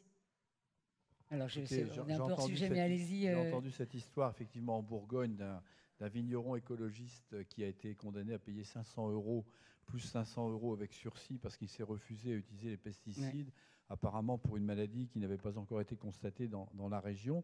Bon, mais cela étant, je crois qu'il faut avoir une vision, une vision claire de ce sujet. C'est vrai qu'aujourd'hui, il serait nécessaire d'éviter ce genre de produit. Mais il ne faut pas pour autant imaginer que d'un jour à l'autre, nous allons passer d'une société polluée à une société non polluée, dépolluée, puisque, comme je vous l'ai dit, ces produits ont une rémanence. Ce n'est pas une raison pour ne rien faire, bien évidemment. Mais ce que vous soulignez, c'est ce qui a d'ailleurs été souligné, c'est la contradiction qu'il y a entre des autorités nationales, en l'occurrence, qui ont attiré l'attention. Il y a eu un rapport des parlementaires sur les pesticides et leurs dangers l'an dernier. Il faut aller sur le site de l'Assemblée nationale. J'y suis allé. C'est un gros paquet. C'est les pesticides et le cancer de la peau, les pesticides et le Parkinson, les pesticides, etc. Et puis de l'autre côté, un préfet, en l'occurrence, qui a pris cette décision et qui a pris une décision d'usage des pesticides dans une situation. Bon, cela étant, chacun peut mener son propre combat, je dirais, dans ce domaine, mais il faut savoir que nous nous heurtons à des problématiques qui nous dépassent. C'est celle de la production à grande échelle, c'est celle de la culture, de l'agriculture un peu industrielle. Et vous savez très bien que je suis certain qu'il y a 90% des personnes dans cette salle qui préfèrent une belle pomme bien verte et bien luisante, c'est la Granny, la Granny Smith, vous la connaissez, et qui n'achètera pas si elle est un peu moins verte, un peu moins luisante et un peu abîmée, ce qui sous-entend qu'elle n'a pas été traitée. Donc, je dirais le consommateur a aussi un peu sa responsabilité au quotidien. Voilà, on pouvait juste vous répondre ça, mais merci d'avoir posé votre question. Alors, moi, je propose qu'on donne la parole quand même à Jean-Claude Parent, qui a été d'une grande patience, qui peut être témoin de tout ce dont on a parlé ce soir, puisque vous êtes passé par là, vous passez par là. Vous êtes ici dans le cadre de votre représentation au Comité du Nord France Parkinson. On va en parler parce qu'il y a une journée nationale... nationale ? Oui. Nationale, internationale, autour de la maladie de Parkinson. Est-ce que vous voulez bien, en quelques mots, ou autant de mots que vous voulez d'ailleurs, nous dire un peu ce que vous ressentez sur ce qui a été dit et peut-être votre propre expérience de la découverte de la maladie il y a combien de temps, Jean-Claude ? Disons que moi, j'ai été décelé il y a 5 ans. Bon, ça a été tout ce que j'ai entendu ce soir, c'est qu'est-ce que j'ai vécu. Le premier choc, ça a été l'annonce du diagnostic qui nous a été fait brutalement. Bon, on se retrouve seul, on sort du neurologue, un peu isolé, on se demande qu'est-ce que c'est, et on fait comme tout le monde, on va sur Internet. Ouais. Et là, on voit tout et on voit rien. Parce que c'est là qu'on perd les pédales. Et moi, ma réaction, ça a été de savoir si je le gardais pour moi, si je le disais à la famille. Bon, j'ai eu la chance d'avoir une famille soudée autour de moi. On a tout de suite pris le taureau par les cornes, comme on dit. Bon, j'ai passé la première année renfermé, isolé. J'en voulais au monde entier. Pourquoi moi et pas les autres ? On cherche pourquoi, le pourquoi de la maladie. Et puis, mon épouse, qui était une battante, plus que moi, je pense, m'a dit un beau jour, il y a une émission à la télé, regarde, c'est sur Parkinson. Et là, bon, ma colère m'emporte, je prends le téléphone et j'appelle en demandant s'ils sont sûrs que j'ai Parkinson. Et puis je raccroche. Et une demi-heure après, coup de téléphone, et là on me met en relation avec le service du professeur Desté, où on me demande qu'est-ce que j'ai comme traitement, qu'est-ce que j'ai fait comme examen, et si j'étais suivi par un neurologue. Donc, et puis là, c'est une boule de neige qui s'est mise en route jusqu'aux 8 jours après, où j'ai un coup de téléphone, sans jamais me parler de France Parkinson. C'était un chargé de mission que je n'oublierai jamais, c'est Giorgio, à Alessi-Mansour, qui m'appelle et qui m'invite à Paris. Il me dit, tu connais Paris, viens. J'ai oui. On a besoin de toi. Et là, je suis arrivé dans une grande famille, la famille France Parkinson, où là, j'ai été reçu par Bruno Favier, président, et qui me pose une question piège, je pense maintenant, qui me dit, es-tu prêt à t'investir avec nous ? Ben oui. Et là, je suis parti dedans. Et puis, je ne regrette pas du tout, mais à aucun moment, j'ai regretté.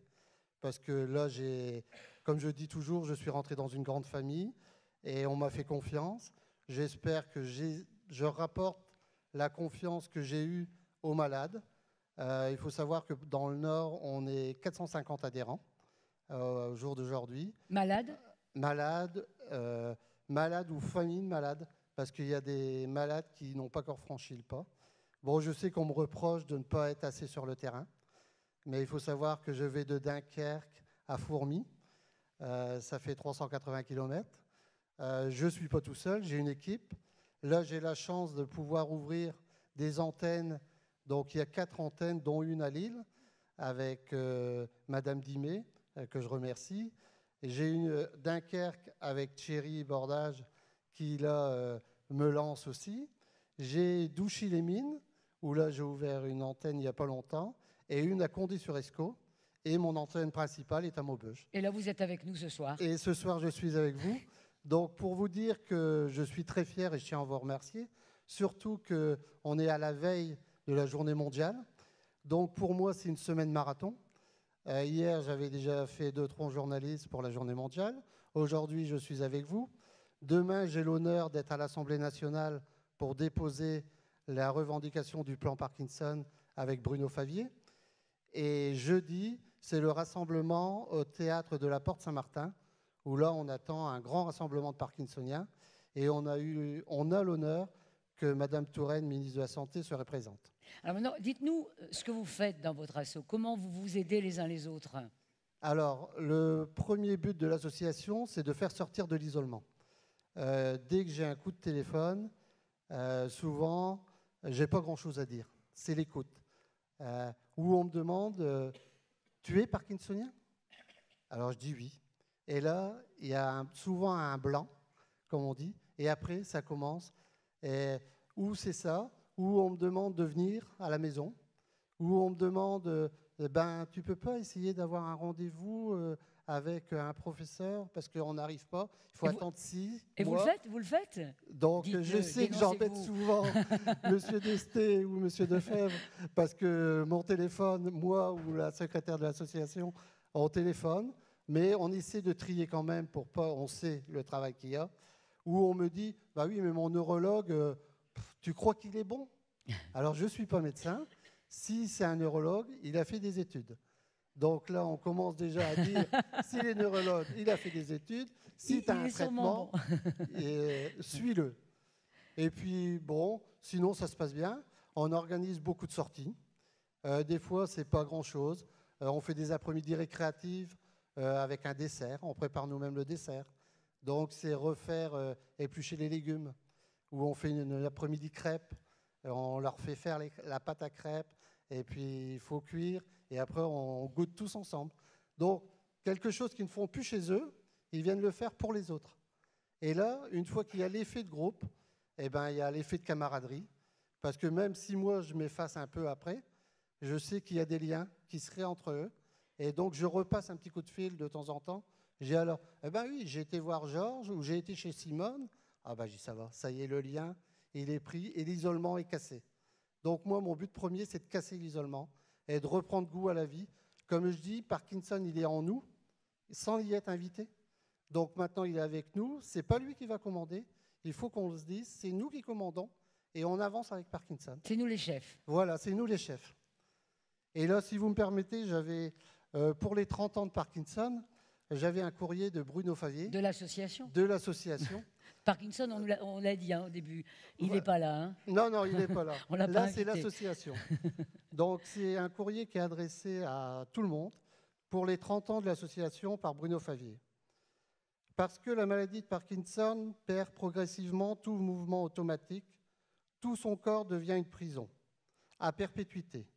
Mais cette injuste condamnation ne s'arrête pas là. Les malades ont le sentiment que les souffrances n'est pas reconnues par les pouvoirs publics et plus largement par l'opinion publique. Libérer les personnes atteintes de cet enfermement, tant physique que social, et faire entendre leur voix, telles furent les motivations qui ont conduit à la création de l'association France Parkinson en 1984. 30 ans plus tard, l'association a pris de l'ampleur. 70 comités locaux, plus de 300 bénévoles et 10 000 adhérents, donateurs de fonds qui font vivre l'association au quotidien. En 30 ans, et avec le concours de l'association, il y a eu des réelles avancées, notamment sur les plans de la recherche et la prise en charge médicale. mais trop de questions restent à ce jour non résolues. Permanence des inégalités territoriales en matière de soins, manque de moyens financiers et humains pour la recherche, prise en charge non globale de la maladie. Alors que le plan Parkinson devait apporter des réponses à cette situation dramatique, il n'en est rien été, excepté la désignation de centres experts Parkinson. Les engagements ont été décevants pour des milliers de malades et la désutilisation, ne s'arrête pas là. Le plan de recherche Parkinson, qui a été remis au gouvernement en juillet 2013 par le comité scientifique, est resté lettre morte. L'immobilisme et le mutisme des pouvoirs publics plongent les malades dans un profond désarroi. À travers cette inertie, on injurie les malades et leurs proches, on nie leur souffrance, on nie leur existence, et ça, c'est intolérable. Pour que la maladie de Parkinson ne soit plus un enfermement, ne nous laissons pas gagner par l'immobilisme, libérons les soins, libérons la recherche, libérons le corps des malades, ensemble, libérons le mouvement. Bruno Favier, président de France Parkinson. C'est bien.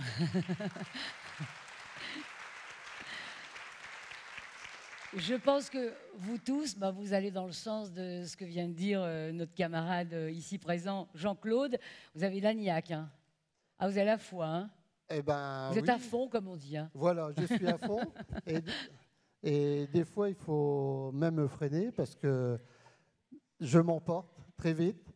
Mais comme j'entendais quelquefois, la nuit, bon, la dyskinésie, elle est là. Et puis, bon, c'est surtout madame qui est à côté, qui là me dit eh ben, t'as bien forcé aujourd'hui. Tu vois, Parkinson nous réveille. Comme ça, on peut se causer aussi un petit peu la nuit. Voilà. Professeur Desté. Je voulais simplement dire que, en fait, effectivement, depuis 30 ans, l'association a eu un rôle très important pour justement permettre aux patients de ressortir de chez eux, de se prendre en charge, et qu'elle a toujours eu un excellent contact et d'excellentes relations avec tous les neurologues et les neurochirurgiens qui s'intéressaient à la maladie de Parkinson, au sein en particulier du comité scientifique où siège Luc Defebvre actuellement et où j'ai siégé autrefois. Et je pense que c'est de ce point de vue-là une collaboration assez exemplaire qu'il faut souligner. Et en tout cas, ce qu'elle apporte aux malades aujourd'hui est extrêmement important, plus encore que ce ne l'était il y a 30 ans. Pour la petite histoire, la première carte numéro 1 était celle du professeur Agide, et la carte numéro 2 était la carte de l'ancienne responsable de France Parkinson dans le Nord, Madame Dupont. Donc tout ça pour vous montrer que le Nord reste très dynamique avec Monsieur Parent aujourd'hui, et sa famille. Oui, parce que vous êtes là aussi pour les familles, ça c'est important de le dire. On parlait justement des difficultés rencontrées par ceux qui accompagnent ceux qui ont la maladie de Parkinson. Parce que je suppose que la maladie n'est pas facile, mais l'accompagnement non plus. Et vous pouvez en parler en connaissance de cause. Et votre épouse aussi, qui a la niaque encore plus que vous, si j'ai bien compris. C'est bien ça. Vous serez, bien entendu, dans quelques instants, prêt à répondre à des questions spécifiques. Avant qu'on se quitte pour l'étape suivante, évidemment, je ne veux pas que vous partiez sur une patte. Si vous avez encore une ou deux questions, profitez-en pour là où les poser. On lève la main. Voilà. Un petit micro de ce côté-là.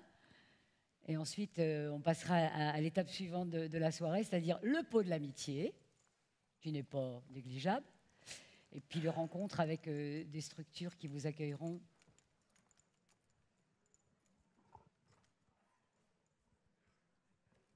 Bonsoir. Est-ce que la maladie de Parkinson peut abîmer le reste de l'organisme? C'est-à-dire que j'ai une amie qui a la maladie. Il y a 2 ans, elle a eu un décollement de rétine. L'an passé, un pontage coronarien. Et cette année, un cancer de l'intestin. Est-ce qu'il peut y avoir un lien ou est-ce que c'est manque de chance, tout simplement? Alors, on peut répondre. La réponse est difficile et en tout cas pas tranchée. Bon, aujourd'hui, ce que l'on sait, ce que je vous ai dit tout à l'heure en débutant cette soirée, c'est que la maladie de Parkinson, ça n'est pas simplement la motricité, la lenteur, la raideur, le tremblement, c'est aussi, on l'a redit et redit, la dépression, l'anxiété, ce sont les difficultés de sommeil, c'est les difficultés pour avaler la salive. Bref, il y a tout un ensemble de symptômes qu'on appelle, que Luc Defebvre a évoqué aussi, les signes non moteurs, à tel point qu'on peut se demander si la maladie de Parkinson n'est pas une maladie, entre guillemets, générale. Et effectivement, on a quelques arguments pour penser que c'est une maladie peut-être un peu plus diffuse. Mais de là à évoquer sa responsabilité dans un pontage coronarien, a priori aujourd'hui, non. Par contre, ce serait par exemple moins formel sur les cancers auxquels vous faites allusion, parce que, il ne faut pas vous en inquiéter, parce que prenez mes propos avec la mesure que je veux leur donner, on sait que certains cancers sont un peu plus fréquents chez les parkinsoniens et d'autres cancers un peu moins fréquents chez les malades parkinsoniens. Donc globalement, oubliez cette relation parce qu'elle n'a pas d'incidence chez un patient. C'est en population. On constate ça sur des millions d'individus, que c'est un peu plus fréquent pour l'un, un peu moins fréquent pour l'autre. Mais cela ramène à la relation qu'il peut y avoir en termes de mécanismes entre un certain nombre de maladies. Mais aujourd'hui, pour un individu comme votre ami, je crois qu'il faut considérer qu'il n'y a pas de relation directe, et certainement pas de relation directe, entre ce que vous avez évoqué, l'insuffisance coronarienne, les pontages, les stents, le cancer et, de l'autre côté, la maladie de Parkinson. Autre question? Ouais, je crois que monsieur a une question. Est-ce qu'il y a une relation entre l'apnée du sommeil et le Parkinson? Parce que moi, j'ai les deux. Alors, je vais répondre. Luc Defebvre en a vous parlé. l'aviez évoqué tout à l'heure. Luc Defebvre en a parlé tout à l'heure à propos du sommeil. Aujourd'hui, on sait, mais plus intuitivement que scientifiquement, qu'il y a plus d'apnée du sommeil chez le malade parkinsonien. Et que l'apnée du sommeil doit être prise en compte dans le traitement global, puisque, comme vous le savez, le fait d'avoir ces apnées entraîne une somnolence dans la journée, somnolence à laquelle entraînent quelquefois certains médicaments, donc autant s'en passer de cette somnolence liée à l'apnée du sommeil, et que d'autre part, l'apnée du sommeil n'est pas un bon élément, je dirais, pour le fonctionnement cérébral, puisque pendant quelques instants, il ne reçoit pas ce dont il a besoin. Donc aujourd'hui, voilà où nous en sommes. Pareil pour toute la nuit, pour respirer, pour l'apnée du combattre sommeil, en fait. l'apnée du sommeil. Tout à fait. Qui est un appareil qui est toujours d'une acceptabilité un peu difficile, on le sait, mais il faut essayer de s'y accrocher. Mais je ne peux pas le supprimer. Je ne veux pas le supprimer parce que je dors beaucoup mieux avec mon appareil. C'est à quoi je vous encourage. Une dernière question peut-être? Voilà, là-bas une question. En attendant que vous ayez le micro, je voudrais simplement vous dire que au-delà de la prise en charge thérapeutique à laquelle, on l'a dit, participe votre médecin généraliste et votre neurologue, et comme la remarque a été faite tout à l'heure par Jean-Claude Parent, donc le neurologue a fait des études, donc il est bon, point barre. Sachez que sans pour autant interférer avec la prise en charge qui est celle d'un malade parkinsonien, qui peut être assuré tout à fait correctement par son médecin généraliste avec l'aide de son neurologue référent, il faut savoir qu'on a besoin de vous pour la recherche, parce que c'est aussi un des points positifs de l'association France Parkinson, c'est d'avoir aidé les relations entre médecins et chercheurs et malades pour expliquer aux malades que la recherche, ça n'était pas l'image des morticoles d'un dénommé Dumas il y a 2 siècles, mais que c'était quelque chose qui avait un intérêt pour les malades et que cette recherche, c'était elle qui devait déboucher sur une meilleure compréhension de la maladie, de ses symptômes et de leur prise en charge thérapeutique. Et lorsque vous aurez l'occasion de voir que dans le centre de Lille, on veut développer telle ou telle recherche, sachez que vous serez toujours bien accueillis, mais ce qui ne sous-entend pas obligatoirement, bien évidemment, qu'aussitôt vous avez un viatique pour continuer la prise en charge dans le service en oubliant ceux qui vous ont parfaitement soigné jusque-là. C'est un message que vous passez aussi, je le suppose, aux adhérents de l'association. Vous venez compléter un peu ce que disait le professeur Desté. Oui, comme disait le professeur Desté. Nous, avec France Parkinson, en travaillant ensemble, maintenant, pour les nouveaux diagnostiqués, on a la fameuse mallette. C'est la mallette du nouveau diagnostiqué. C'est quelque chose de très important à mes yeux. Et on peut la regarder comme on veut, on ne voit pas le mot Parkinson. Il n'y a pas le mot Parkinson. Et ça, les gens l'ont admis tout de suite. Et une fois qu'ils ont dedans, bien sûr, il y a les numéros de téléphone. Et là, le travail commence, quoi. Votre question ? Oui, bonsoir. Alors, comme vous le disiez jusque-là, la maladie de Parkinson est une maladie générale. Ça peut être. D'expression plus générale qu'il n'y paraît. Oui. Ça n'est pas simplement lenteur, raideur, tremblement, c'est bien d'autres choses. C'est ça qui est important. Alors, justement, ce qui me frappe maintenant, et qui ne me frappait pas jusque-là, il faut bien le dire, c'est qu'il n'y ait autour de cette table, finalement, que des personnes spécialistes de la motricité. Est-ce que... Alors, je termine ma question, je vous laisserai réagir. Et en fait, je me demande comment ça se fait qu'il n'y ait pas, par exemple, de personnes spécialistes en psychologie ou tout ce qui va être mental et moral chez le patient. Alors, ce qu'il faut savoir, c'est que autour de cette table, vous avez des personnes qui prennent en charge le malade parkinsonien, essentiellement ses signes moteurs, mais aussi les signes non moteurs. Les signes non moteurs sont à la fois effectivement du registre de la psychiatrie, la dépression, du registre de la neuropsychiatrie, de la psychologie, toutes les modifications comportementales. Ça peut être aussi des troubles du transit intestinal, ça peut être aussi des troubles de la sudation, enfin bien d'autres éléments. Et ces éléments, nous les prenons en charge aussi chez nos malades. Et lorsque nous les prenons en charge, très souvent, pas constamment parce que nous n'en avons pas les moyens, mais je pense que Luc Defebvre va en parler, nous avons autour de nous des spécialistes, en particulier, par exemple, dans le domaine de l'évaluation psychologique. Luc. C'est une question importante que vous soulignez parce que la prise en charge, elle est multidisciplinaire, elle ne concerne pas que le neurologue et le médecin traitant, mais également d'autres spécialistes d'organes. Ça peut être les urologues, parfois ce sont les nutritionnistes, les gastro-entérologues. On a cité tout à l'heure, bien sûr, dans la prise en charge paramédicale, les kinés, les orthophonistes, et la place des neuropsychologues à plusieurs, pas niveaux, mais sur plusieurs aspects. L'évaluation de la mémoire sous forme là de tests, par exemple, et puis les neuropsychologues cliniciens qui interviennent là vraiment dans la prise en charge au sens psychologique du terme, vu le retentissement de la maladie, et parfois également les psychiatres. Donc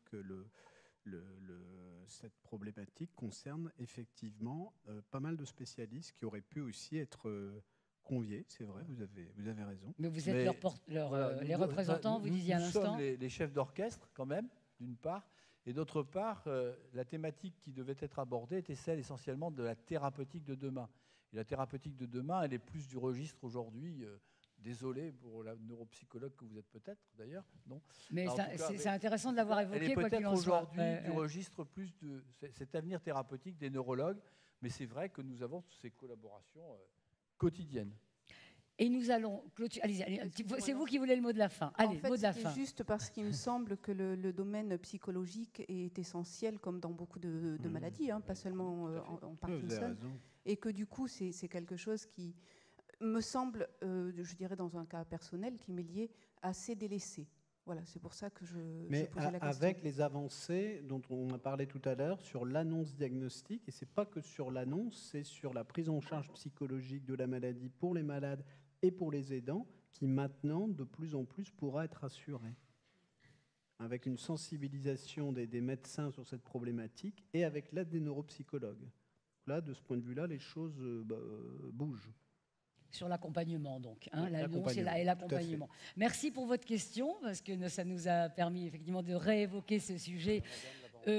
Il faut qu'on clôture la discussion. Vous pouvez voir juste après, si vous le souhaitez, en particulier les associations qui sont à l'extérieur. Je voudrais que chacun nous dise un petit mot de fin sur l'espoir, peut-être, ou sur le conseil qu'on peut donner aujourd'hui aux familles et aux malades, dans l'ordre, professeur d'Estée. Allez, on va commencer par Jean-Claude. Allez, Jean-Claude. Et rappelez-nous encore cette journée mondiale. Alors, pour moi, la journée mondiale, c'est encore un pas. C'est le pas qui va apporter l'autre pas. Chaque pas est une conquête. C'est une phrase qu'on a toujours.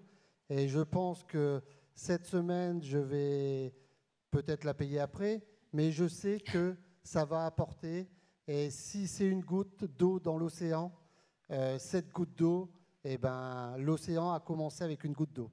Donc c'est pour ça que demain je serai à Paris et jeudi je serai à Paris aussi. Et pas pour moi, mais pour tous les Parkinsoniens. Merci Jean-Claude Parent. Et Docteur merci Anne Blanchard-Dauphin.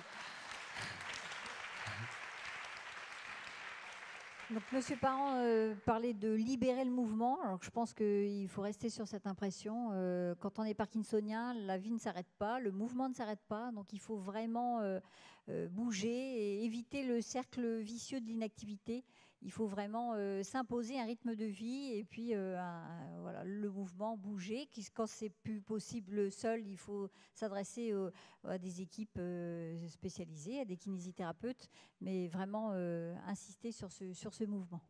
Physiquement et socialement parlant, pour rejoindre ce que disait Bien Jean-Claude sûr, ça va Parent il y a toujours de quelques pair. instants, évidemment. Professeur Defebvre.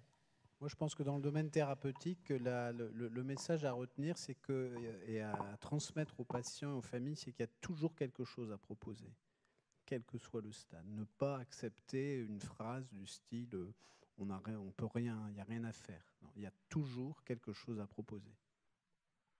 Professeur Serge Blanc. Pour ma part, l'espoir, c'est le fabuleux développement des neurosciences qui permet de mieux connaître le fonctionnement cérébral sous tous ses aspects. Et lorsqu'on voit l'alliance de tous ceux qui travaillent dans ce domaine, c'est sûr qu'il y aura des progrès considérables dans les prochaines années. Et professeur Alain Desté. Moi, je vais reprendre un mot qui est celui d'alliance. Moi, je pense que l'espoir est là. Et cet espoir, il repose sur une alliance entre nous, les médecins, les chercheurs, et vous, les malades. Et je pense que grâce à cette alliance, nous sommes prêts de mieux comprendre ce qui conduit à la maladie de Parkinson et de disposer à l'aube d'avoir à notre disposition des traitements qui non plus simplement traitent les symptômes de la maladie, mais bloquent l'évolution de la maladie, voire permettent un retour en arrière. Je pense que ça, c'est un espoir qui n'est plus vain aujourd'hui et qui est une réalité de demain, même pas d'après-demain. Voilà. Merci à tous les 5. Merci pour votre écoute.